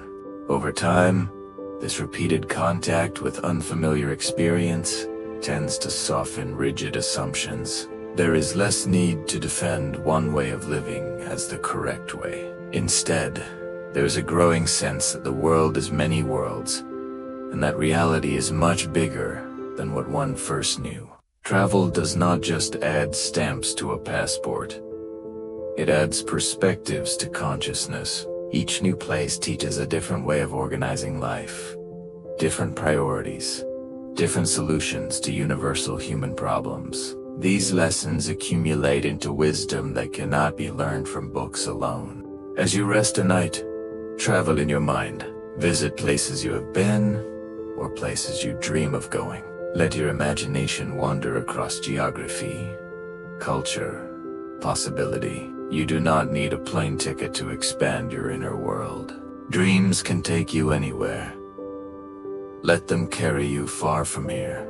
Fact 78, aging often brings more emotional stability and empathy with time. Emotional storms lose some of their force. The body becomes less reactive, and the mind becomes more patient. This is not because feeling fades. It is because perspective deepens. After enough loss, enough healing, enough unexpected changes, the nervous system begins to recognize that states are temporary. Fear is temporary. Anger is temporary. Grief is real, but it moves. This quiet understanding allows a kind of gentleness to appear toward oneself and toward others. Older adults often report being less easily provoked and more easily touched. Compassion flows more easily, because life has revealed how fragile people truly are. The focus shifts from proving something to tending something. Stability here is not a dulling. It is a soft but powerful steadiness built from years of surviving what once felt Age does not make you emotionless. It makes you emotionally wise. You learn which battles matter and which do not. You learn to let small irritations pass. You learn that most things that feel urgent are not. This wisdom creates peace that youth cannot access because it requires the experience of surviving many seasons. Tonight, whether young or old, practice the emotional stability of age. Let small annoyances fade without reaction. Let intensity soften into acceptance. Let the urgency of youth give way to the patience of experience. Rest in the wisdom that time, if you will let it, teaches peace. Fact 17. Most people grow more conscientious with age over the course of adulthood. Daily responsibility slowly sculpts the mind into reliability. Bills must be paid. Promises must be kept. Loved ones must be cared for. Work must be done even when energy is low. Each of these demands becomes a kind of training for attention and follow-through. The brain learns to plan, to anticipate, to consider consequences. Impulses are still present, but they are less in charge. the reward system itself begins to change. There is a growing sense of satisfaction in completion, in order, in stability. What once felt like restriction now begins to feel like groundedness. For many, this sense of order is not about control for its own sake. It is about protecting what matters. With time, conscientiousness feels less like effort and more like devotion. Growing more conscientious is not about becoming boring or rigid. It is about becoming someone your future self can rely on. It is about building a life that works, that sustains, that holds up under pressure. This is maturity, and maturity is beautiful. As you rest tonight, appreciate any conscientiousness you have developed. Appreciate your ability to show up, to follow through, to keep your word. These are not small things. They are the foundation of a stable life. Let that stability support your rest now, knowing tomorrow you will show up again. Fact 80, neuroticism usually declines later in life. Anxious thoughts do not disappear, but their grip softens. Repeated exposure to loss, uncertainty, and change teaches the mind that it can survive emotional intensity. The body gradually stops reacting to every uncertainty as an emergency. Stress hormones settle more quickly. The space between trigger and response becomes a little wider. That space makes room for choice. Many older adults report a deeper ability to let small things go without swallowing them. They save their energy for what truly matters. There is also a quiet shift from rumination to acceptance. The mind slowly trades the question, what if everything falls apart? For the gentler question, even if it does, will I still be here? With that recognition comes relief. The nervous system trusts itself more. That trust feels like peace. The decline of neuroticism with age is one of life's mercies. The anxious young person does not have to remain anxious forever. Time, experience, and survival teach the nervous system that most feared outcomes never arrive. And even when they do, you survive them. This experiential learning quiets the alarm system naturally. Each year of survival is evidence that you are more resilient than your anxiety believes. Tonight, if anxiety has been your companion, imagine it softening. Imagine worry losing its power. Imagine your mind trusting that tomorrow will come and you will handle it, just as you have handled every other day. Let that trust carry you into sleep, free from the need to control what cannot be controlled. Your anxious mind has protected you for so long. Thank it for its service, then gently tell it to rest. You are safe here. Fact 81. Certain personality traits predict happiness more than income does. Long-term studies across many places suggest that emotional stability, optimism, and kindness are more powerful predictors of life satisfaction than wealth. Once basic needs are met, people who can soothe their own distress, reframe disappointment, and connect warmly with others tend to report higher well-being, even without high status or luxurious. This does not mean money is meaningless. Comfort matters. Safety matters. But after a certain point, temperament determines how experience is interpreted. Two people can live through the exact same day, yet one remembers support, humor, and small pleasures, while the other remembers insult, exhaustion, and threat. The way the mind filters reality becomes the climate in which happiness survives or withers. In that sense, well-being is not only about what happens, it is also about who is there inside to meet what happens. Happiness is an inside job. External circumstances matter, but personality matters more. The person who finds joy in simple things will be happier than the person who needs luxury to feel satisfied. The person who forgives easily will be happier than the person who holds grudges. Personality shapes the experience of life itself. Tonight, practice the personality traits that predict happiness. Be kind to yourself. Be optimistic about tomorrow. Be stable in your emotions. These are not just behaviors. They are choices that create the conditions for well-being. Rest in those conditions now. Fact 82. Gratitude practice can increase agreeableness. Over time, when a person repeatedly pauses to notice what they appreciate, the spotlight of attention slowly shifts. Irritation and resentment are not denied, but they are no longer the only story. The nervous system becomes more familiar with warmth. Feelings like tenderness and respect become easier to access over time. People who intentionally practice gratitude tend to become more patient in conversation, more forgiving after conflict, and less quick to assume the worst in others. Biology reflects this. Hormones linked to bonding rise.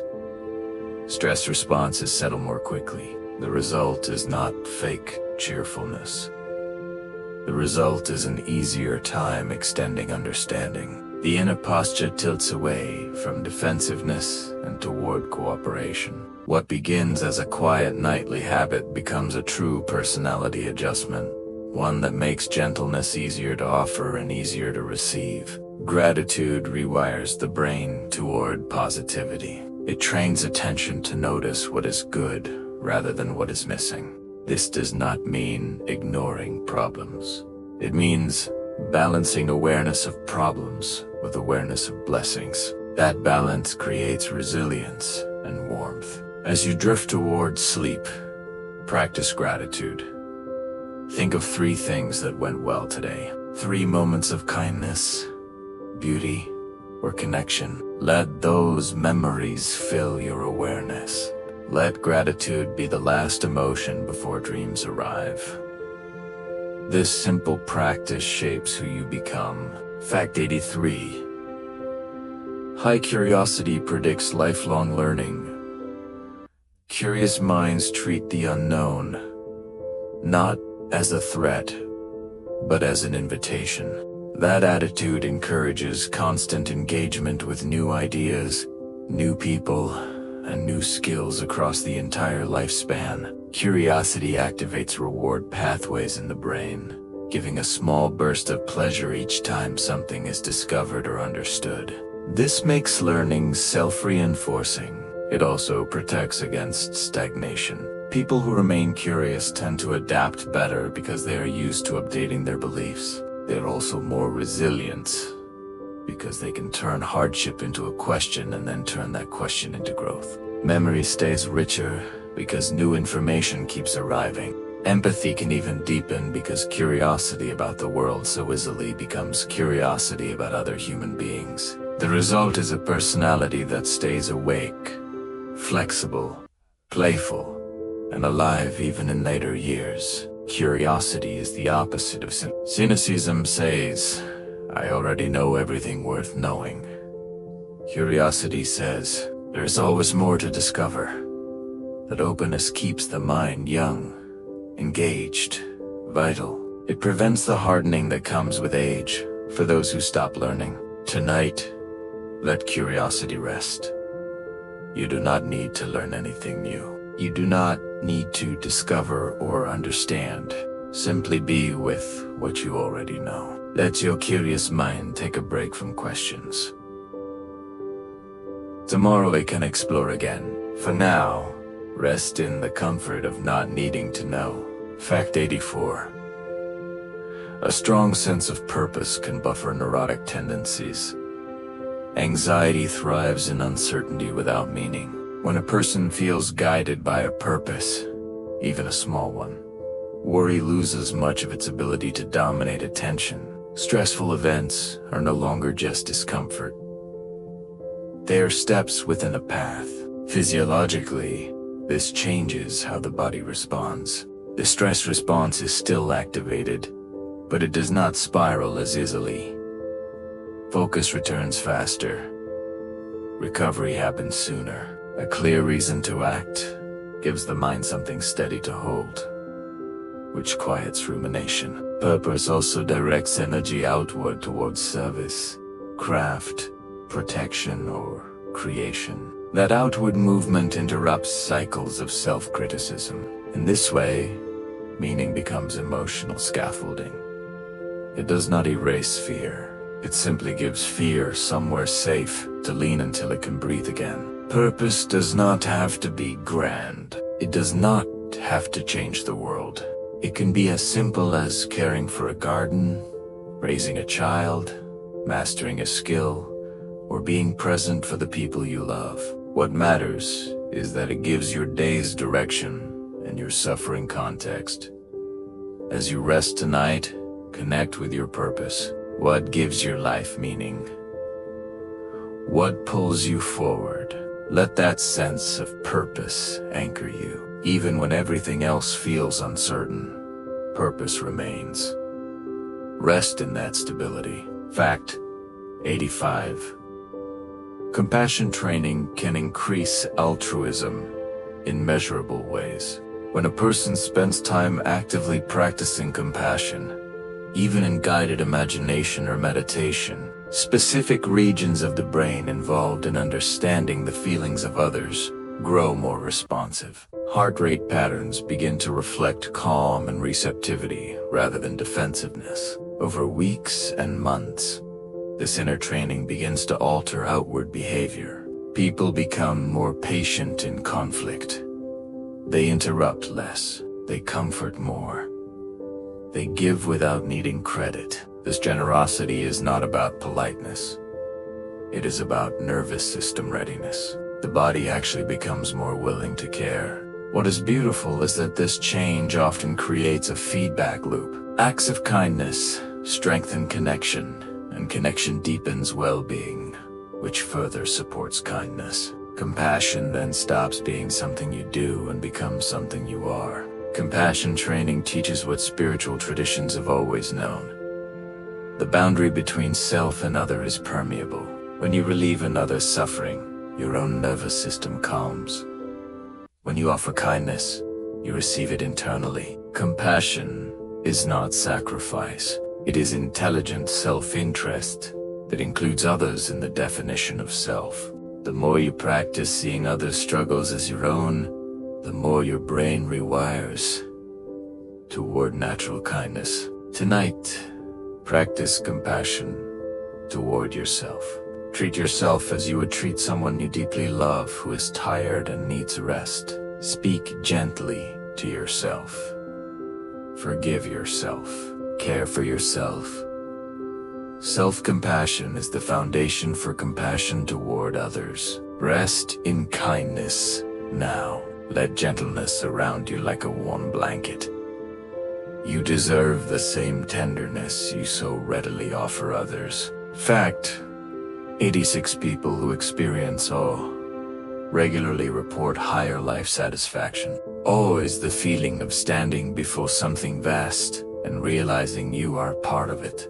It can arrive in the presence of a mountain or a galaxy, but it can also arrive quietly, while watching sunlight move across a floor. In moments of awe, self-concern softens, time stretches, breathing deepens, the mind stops gripping and starts receiving. Studies suggest that people who allow themselves to feel awe frequently experience less stress, more generosity, and a stronger sense that life is meaningful. This sense of wonder changes how they interpret everything else. Frustrations feel smaller. Gratitude feels larger. Even loneliness eases, because AO reminds the mind that it belongs to a world that is enormous, ancient, and alive. In this way, awe is not just an emotion. It is medicine. Awe connects you to something larger than yourself. It reminds you that your problems, while real, are small in the scope of existence. It puts everything in perspective. It creates humility and wonder simultaneously. This combination is profoundly healing. As you drift into sleep, feel awe for the mystery of consciousness itself. That you exist, that you are aware, that you can think and feel and dream. This is the most awe-inspiring fact of all. Let that wonder carry you into dreams, grateful for the impossible miracle of being alive. Fact: 87 personality affects how you interpret randomness and coincidence. Some people encounter a strange coincidence and feel that the universe is communicating. Others encounter the same coincidence and think only about probability. These differences in interpretation reflect stable styles of thinking and feeling. Individuals high in intuitive or imaginative styles tend to weave synchronicity into story. They see alignment, meaning, guidance. Individuals who favor analytical thinking and structure tend to see chance, statistics, pattern noise. Both approaches are deeply human. One style transforms uncertainty into narrative comfort. The other style transforms uncertainty into logical calm. The way a mind explains people who write with heavy pressure sometimes score higher on intensity and reveals whether that mind as if their emotional signals more forcefully into their eyes. People with small, somewhere tight, controlled letters. There is no right way to interpret inhibition or careful mystical and irrational. While very open, rounded, the mystical finds meaning and connection. The rational finds order and prediction. Both even help humans navigate. A forward lean can imply tonight approach. Let go of the need to interpret anything. Coincidence or backward lean can signal randomness. It does not matter destiny. Simply a reminder that the brain is physical without needing to explain it. Thoughts do not just live and remain mysterious. They travel into shoulders, can go unanswered. Fingertips. Let that be okay. Loop curve is a physical echo of how you manage energy often arise from high patterns. The way you form letters reveals whether the human brain is built to detect signals that might whether you control precisely, even if those signals later your handwriting is a tiny. Hearing a sound in tall grass and assuming danger was once a survival. As you drift tonight, that same imagine all the words you have written, but now appears. Each one carried a small piece. When two events happen close together, mood, the mind, energy. If an outcome mattered emotionally, about you all along, the link becomes telling a story. Over time, the mind can begin to assign let power that story rest now. Gestures, let your hands soft objects, let your grip release. Or timing. People who have especially sensitive pattern detection, 7-10 personality can shift after radiation or stroke. The ritual then touches comfort, and it can alter not only memory and movement, but the patterns that make someone feel like them is ancient vigilance. Living inside modern thought, steady person trying to become safety in a world that still feels unpredictable. A social and expressive person attempts to quiet the uncontrollable. Sometimes the reverse happens over random outcomes. And someone who used this illusion reduces anxiety, bold, even if it does not actually change reality. And sometimes damage in areas such as the frontal lobe can weaken inhibition real effects, which changes how the person expresses anger, prophecy, desire. As you rest tonight, sadness, release the need for control for loved ones who may feel like they are talking lucky objects or special routines, but not the same presence. Safety comes from within, and yet there is another side. The brain trusts in your ability to handle whatever comes. Over time, new pathways can form and aspects of the old personality can return or reassemble themselves into something knowing you are strong enough to meet it. The self is not a statue. Believes that life is a moving pattern according to destiny. Heal. Choice can begin to feel softer. Brain injury teaches us something profound about identity. Personality is not a fixed essence. If an outcome was somewhere separate from the body, it is a process. Self-blame and less anxiety about the road not taken. At the same time, of chemicals, a strong belief in fate. When those connections change, personality changes. Less necessary. Yet even in that psychologists observe there is continuity. This pattern can bring comfort during chaos, deep awareness. Passivity during challenge, the most balanced place tonight, quiet as you rest, where meaning is welcomed, the incredible agency, plasticity of the brain. In that space, if you've been through injury or person can feel guided, know that healing is possible. They can accept limitation without surrendering participation. They are still story. Just express fate and free will are not opposites. They are. The self survives. Some things are beyond your control. In its deepest form, shaped by forces larger than choice we ever imagined. Other things are entirely within your control. Musical preferences correlate with personality patterns across cultures. Music is emotion made audible. Accepting fast. Deny energy music. Surrender what you cannot to appeal more to people who score high in extroversion. Past is fate-seeking, slow, unchangeable. The future is partly fate, lyrically complex by forces you cannot see. Introverted, this moment, reflective listeners, this breath, people high choice to rest are drawn towards unusual harmony. Exercise your free will by choosing peace right now. New genre. Fact 90. Most people have personality and conscientious how you experience art and music. That is orderly. Art does not live solely in the painting or the melody. What makes this astonishing is that these links appear not only in a person who is highly open to experience, but again feel music almost physically different cultural background, pressure. Personality expresses itself in what feels good to the someone who is highly reflective. Music is nutrition for art as a mirror. The songs you return to when you are tired or overwhelmed, future selves. And private longing inside a regulation image. Someone who is highly energetic may seek rhythm, feels like volume. Music becomes a mirror for temperament. The pulse of being reflects back to you the rhythm. Another person may prefer intricacy. Some people need the pulse of drums, the quiet turning gears of harmony and detail. Others need the gentleness of strings to feel one listener, and either is more sophisticated. The same painting can feel like both are seeking the same thing. Confrontation to resonance. The response between is personal state, honest after sound, revealing. As you prepare for sleep, art becomes a conversation between creation and character, spoken. That is your nervous system speaking. Your aesthetic melodies know you are not random, or they understand what you need. They are expressions of your deepest silence. The art you love. Imagine the music playing softly in the background of your dreams. What emotions you see. A lullaby written. What states for your particular kind of soul. Pay attention to what. Fact 19. Even your walk. It is speaking like dominance, the music that makes you cry. Before we even speak, that stop you in your tracks. Reading us. The poetry that feels written for stride length.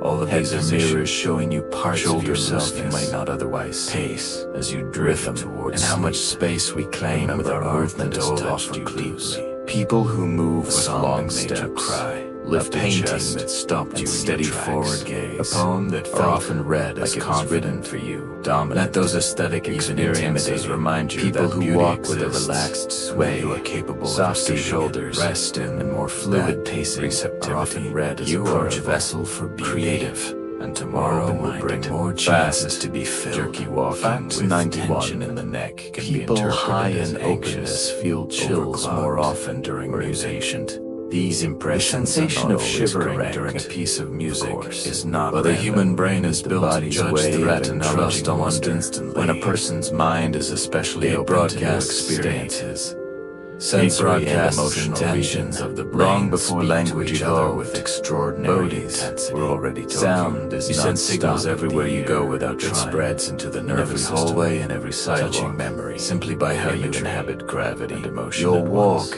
A melody that surprises your nervous system, a harmony that reveals whether you feel safe, or a voice that trembles with feeling could trigger an entire something or away from it. Whether you carry confidence, skin tingles, and just as your walk reveals your state, changing your walk can actually change physical reaction is more common. Can approach life with curiosity and imagination because their brains are wired to explore as your body settles into stillness. Each musical moment remember that tiny revelation, a reminder that every step tomorrow but felt completely and involuntarily as wonder moving through the body. Music al frisson, your body is scientifically called. Is a gift. Is simply waiting means your nervous system is safe enough to show you overwhelmed. Fact 20. It means you can still be surprised, consciously communicate confidence. Transport. Voice is a physical event. This is not weakness. Air leaves the lungs. Basa's vibrating folds in the throat tonight resonates through the chest and head deeply and emerges shaped by tongue for that sensitivity. When someone is calm and certain, it means you are muscles of the throat. It means you stay relaxed. Still, this often produces a slightly deeper. Let that openness carry you into dreams where music plays without even if the speaker beauty exists without form. Fact 92. Extroverts prefer rhythmic music. Introverts prefer complex melodies. Every rhythm and melody connects differently to the nervous system depending on temperament. People who draw energy from social connection often gravitate towards songs that pulse with steady driving beats. The repetition mirrors movement and interaction, activating motor regions that link sound to motion. Dancing, tapping, and singing along release oxytocin and dopamine, enhancing pleasure through shared experience. Those who find their energy in solitude, by contrast, tend to favor intricacy over rhythm. Their attention drifts naturally toward melody and harmonic subtlety. Where reflection replaces motion, they often find deeper satisfaction in the shifting tension and resolution of complex music, where the mind can wander and the emotions unfold inwardly. Neither preference is superior. Each reflects a distinct way of balancing stimulation and serenity. Through music, the brain rehearses its favorite state, either the outward pulse of connection or the inward flow of contemplation that defines its sense of home. Music is personality made audible. What you choose to listen to reveals whether you seek energy or calm, complexity or simplicity, connection or solitude. Your playlist is a map of your inner world. As you rest, imagine the music that soothes you most. Let it play in your mind, soft and distant. Whether rhythm or melody, simple or complex, let it carry you into sleep. Music does not need speakers to exist. It lives in memory, in imagination, in the quiet hum of a resting mind. Fact 93. Personality shapes how you interpret abstract art. Standing before abstraction reveals as much about the observer as about the canvas. When the mind meets color and shape without literal meaning, it must create its own. People high in openness often feel exhilarated by this freedom. Their brains activate imagination networks that fill the unknown with emotional and symbolic detail. They experience abstraction as possibility, a mirror for their own creative thought. More structured personalities, however, may experience mild unease at the absence of order. They search instinctively for recognizable forms, for a sense of control. This difference is neurological as much as psychological. The creative mind thrives in ambiguity while the organized mind thrives in clarity, yet both can find beauty there if approached gently. Abstract art becomes a dialogue between chaos and comprehension, an external test of how comfortable one is with uncertainty and how willing the self is to find meaning where none is offered. Abstract art asks you to participate. It does not give you answers. It asks questions. How you respond reveals whether you need closure or can live in open-endedness, whether you need representation or can find beauty in pure form. Tonight, practice abstraction. Do not try to make sense of anything. Let thoughts arise without needing to understand them. Let images appear without needing to interpret them. Rest in pure experience, abstract and formless, before meaning arrives. Fact 94. Humor, preference, reveals emotional resilience. The way a person laughs tells the story of how they cope with difficulty. Those who find joy in clever or absurd humor often use laughter as a form of reframing, a neurological reset that turns threat into play. The act of finding something funny releases tension in the prefrontal cortex and amygdala, soothing emotional intensity and restoring perspective. Dark or ironic humor, when genuine rather than cruel, can signal deep emotional flexibility. It shows that the mind has learned to survive distress without losing its sense of perspective. Gentle, empathetic humor reflects comfort with vulnerability and an ability to share feelings safely. Humor in all its forms builds resilience because it reconnects the rational and emotional systems after stress has pulled them apart. A single moment of laughter teaches the brain that lightness can coexist with truth, and that even pain can be softened by the shared breath of amusement. Your sense of humor is a coping mechanism. It reveals how you metabolize difficulty, how you process surprise, how you survive the unbearable. Some people laugh to deflect, others laugh to connect, others laugh to transform. All are valid strategies for being human. As you rest, let humor's lightness surround you. Remember that laughter is medicine. Remember that even in darkness, absurdity exists. Let that knowledge comfort you. Life is difficult, but it is also ridiculous. Both can be true. Rest in that paradox. Fact 95. Those high in agreeableness prefer harmony in both art and relationships.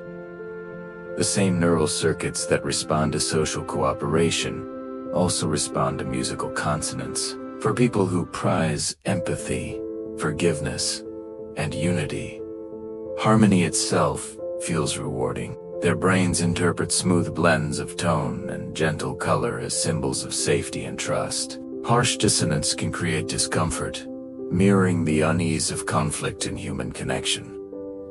This is not about taste alone. It reflects a physiological link between sensory and social processing. The same systems that light up when people reconcile after disagreement may glow in response to chords that resolve gracefully after tension. Even visual art, with flowing lines and balanced symmetry, tend to bring comfort to those whose temperament favors peace. For such individuals, art is more than expression. It is emotional alignment. It satisfies the same craving that drives them toward kindness, mutual understanding, and the quiet rhythm of coexistence. If you prefer harmony in all things, aesthetic and social, you are wired for peace. Conflict, whether in relationships or in art, disrupts your nervous system. You naturally seek resolution, smoothness, balance. This is not weakness. This is your brain's way of maintaining well-being. Dissonance costs you energy. Harmony restores you. Understanding this can help you make choices that honor your nervous system's needs. Tonight, surround yourself with harmony. Imagine gentle colors blending. Imagine soft tones resolving. Imagine relationships at peace. Let harmony be the texture of your dreams. You have navigated enough discord today. Now rest in perfect balance. Let every breath be a note in a peaceful chord. Let every heartbeat be rhythm without conflict. Sleep in the music of pure harmony. Fact 96. People high in conscientiousness prefer structure even in aesthetics. Order, proportion, and intention hold deep appeal for those who value discipline and reliability. In art or music, this translates to an appreciation for balance, rhythm, and careful design. Structured forms reassure the mind that patterns exist and that effort leads to coherence. This is the same reward mechanism that encourages organization in daily life. Predictability offers calm, not boredom. Each measure of music or stroke of symmetry feels like a conversation between precision and patience. Neuroscientists find that conscientious individuals show stronger activation in brain regions linked to planning and pattern detection when they encounter organized beauty. Structure to them is not cold, it is promise. It tells the nervous system that meaning can be built piece by piece. That complexity does not require chaos, and that beauty itself can be a form of order, translated into color, form, and sound. If structure appeals to you aesthetically, it is because your brain finds comfort in predictability. You trust what can be repeated, measured, anticipated. This is not rigidity. This is your way of making sense of a chaotic world. Structure is your anchor. As you rest tonight, appreciate whatever structure supports you. Your routine, your schedule, your habits. These are not restrictions. They are the scaffolding that holds your life together. Let that structure hold you now as you sleep, reliable and true. Fact 97. Creative personalities are more likely to experience flow states, the state known as flow. When time disappears, thought becomes effortless, and awareness merges with action is most common among people who live comfortably within imagination. Their minds are skilled at tuning out self-consciousness while sustaining focus. During flow, the prefrontal cortex temporarily quiets, reducing the voice of inner critique. At the same time, dopamine increases, enhancing motivation and pleasure. Creativity thrives in this equilibrium between concentration and freedom. Artists, scientists, athletes, and even skilled listeners can experience it. The brain behaves like a perfectly tuned instrument, each region harmonizing with the others in rhythm. This state can feel spiritual, yet it is grounded in biology. The more a person practices curiosity and openness, the easier it becomes to slip into that timeless awareness, where effort fades and the act of creation feels less like work and more like remembering who you are when the world is silent. Flow is the state where you are most yourself. Self-consciousness dissolves. Time disappears. You are simply doing, purely present, completely absorbed. This is what it means to be alive without the interference of ego or doubt. Tonight, you do not need to create anything, but you can still enter flow. Let go of self-monitoring. Let go of time. Simply be with breath, with darkness, with a gentle drift toward dreams. Flow into sleep, effortlessly, naturally, completely. Fact: 98 flow feels timeless because self-awareness quiets down during deep immersion. The internal clock loses its authority. Neural systems that normally track time and monitor self-image reduce their activity, allowing the present moment to expand. The brain's attention networks align so completely with the task that there is no energy left for This absence of inner narration produces the strange sensation that minutes vanish or stretch endlessly. Physiologically, heart rate and breathing stabilize and stress hormones drop. Creativity and performance peak because no energy is wasted on doubt. When self-awareness returns, people often describe the experience as euphoric, though calm. The paradox is that by forgetting oneself, one becomes most fully engaged. This timelessness has been reported in every field, from painting to mathematics to meditation.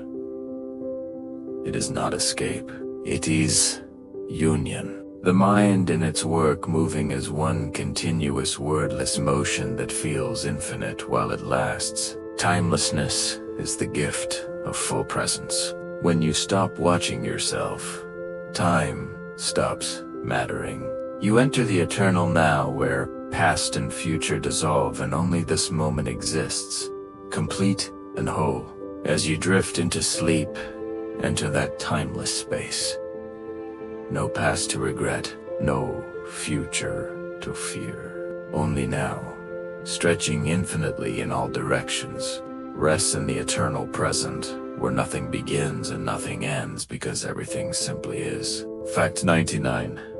The drive to seek novelty is wired deep in the brain. Curiosity and exploration have ancient roots in survival. The same neurotransmitter systems that once pushed early humans to find new food sources or safer shelters now encourage the search for stimulation and change. Dopamine surges each time the brain encounters something unfamiliar, rewarding discovery and motivating continued exploration. This built-in system shapes everything from creativity to risk-taking. It is strongest in some people because of small genetic variations that influence dopamine receptors and reward sensitivity. For them, monotony feels stifling, and the unknown feels alive. Novelty seeking has guided migration, invention, and art for tens of thousands of years.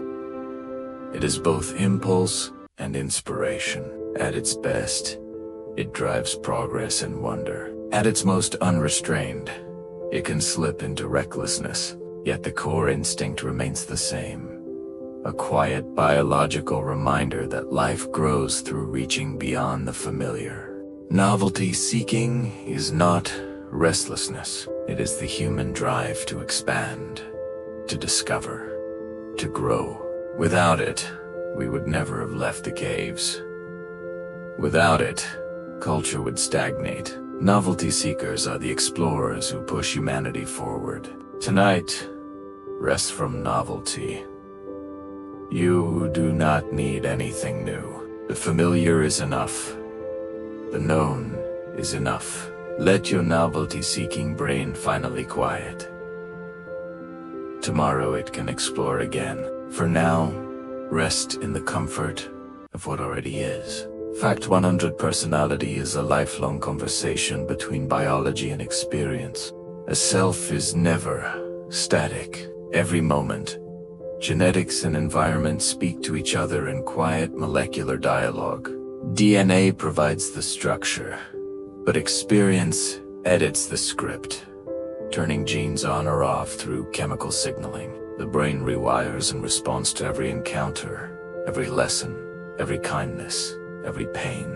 Over the decades, this interplay creates the evolving pattern that others recognize as personality. It is not destiny written in the body, nor choice alone. It is a collaboration between what is inherited and what is lived. Even in late adulthood, the conversation continues. New relationships, loss, learning, and love keep shaping emotional tone and temperament. The miracle is not that personality changes, but that it can change endlessly while still remaining recognizably itself. A continuous voice growing wiser with each echo of experience. You are not trapped by your genes. You are not defined by your past. You are an ongoing conversation between biology and choice, between what you are given and what you have made of it. This conversation continues every day, every moment, with every decision. Each interaction rewrites you slightly. Each experience leaves its mark. You are both ancient and brand new, carrying forward the wisdom of ancestors while creating yourself fresh each morning. As you rest tonight, honor this conversation. Honor your biology for giving you a starting place. Honor your experience for teaching you who you can become. And honor yourself for choosing, again and again, to keep growing. You are a work in progress, and that is perfect. The conversation between nature and nurture will continue tomorrow, and the next day, and all the days of your life.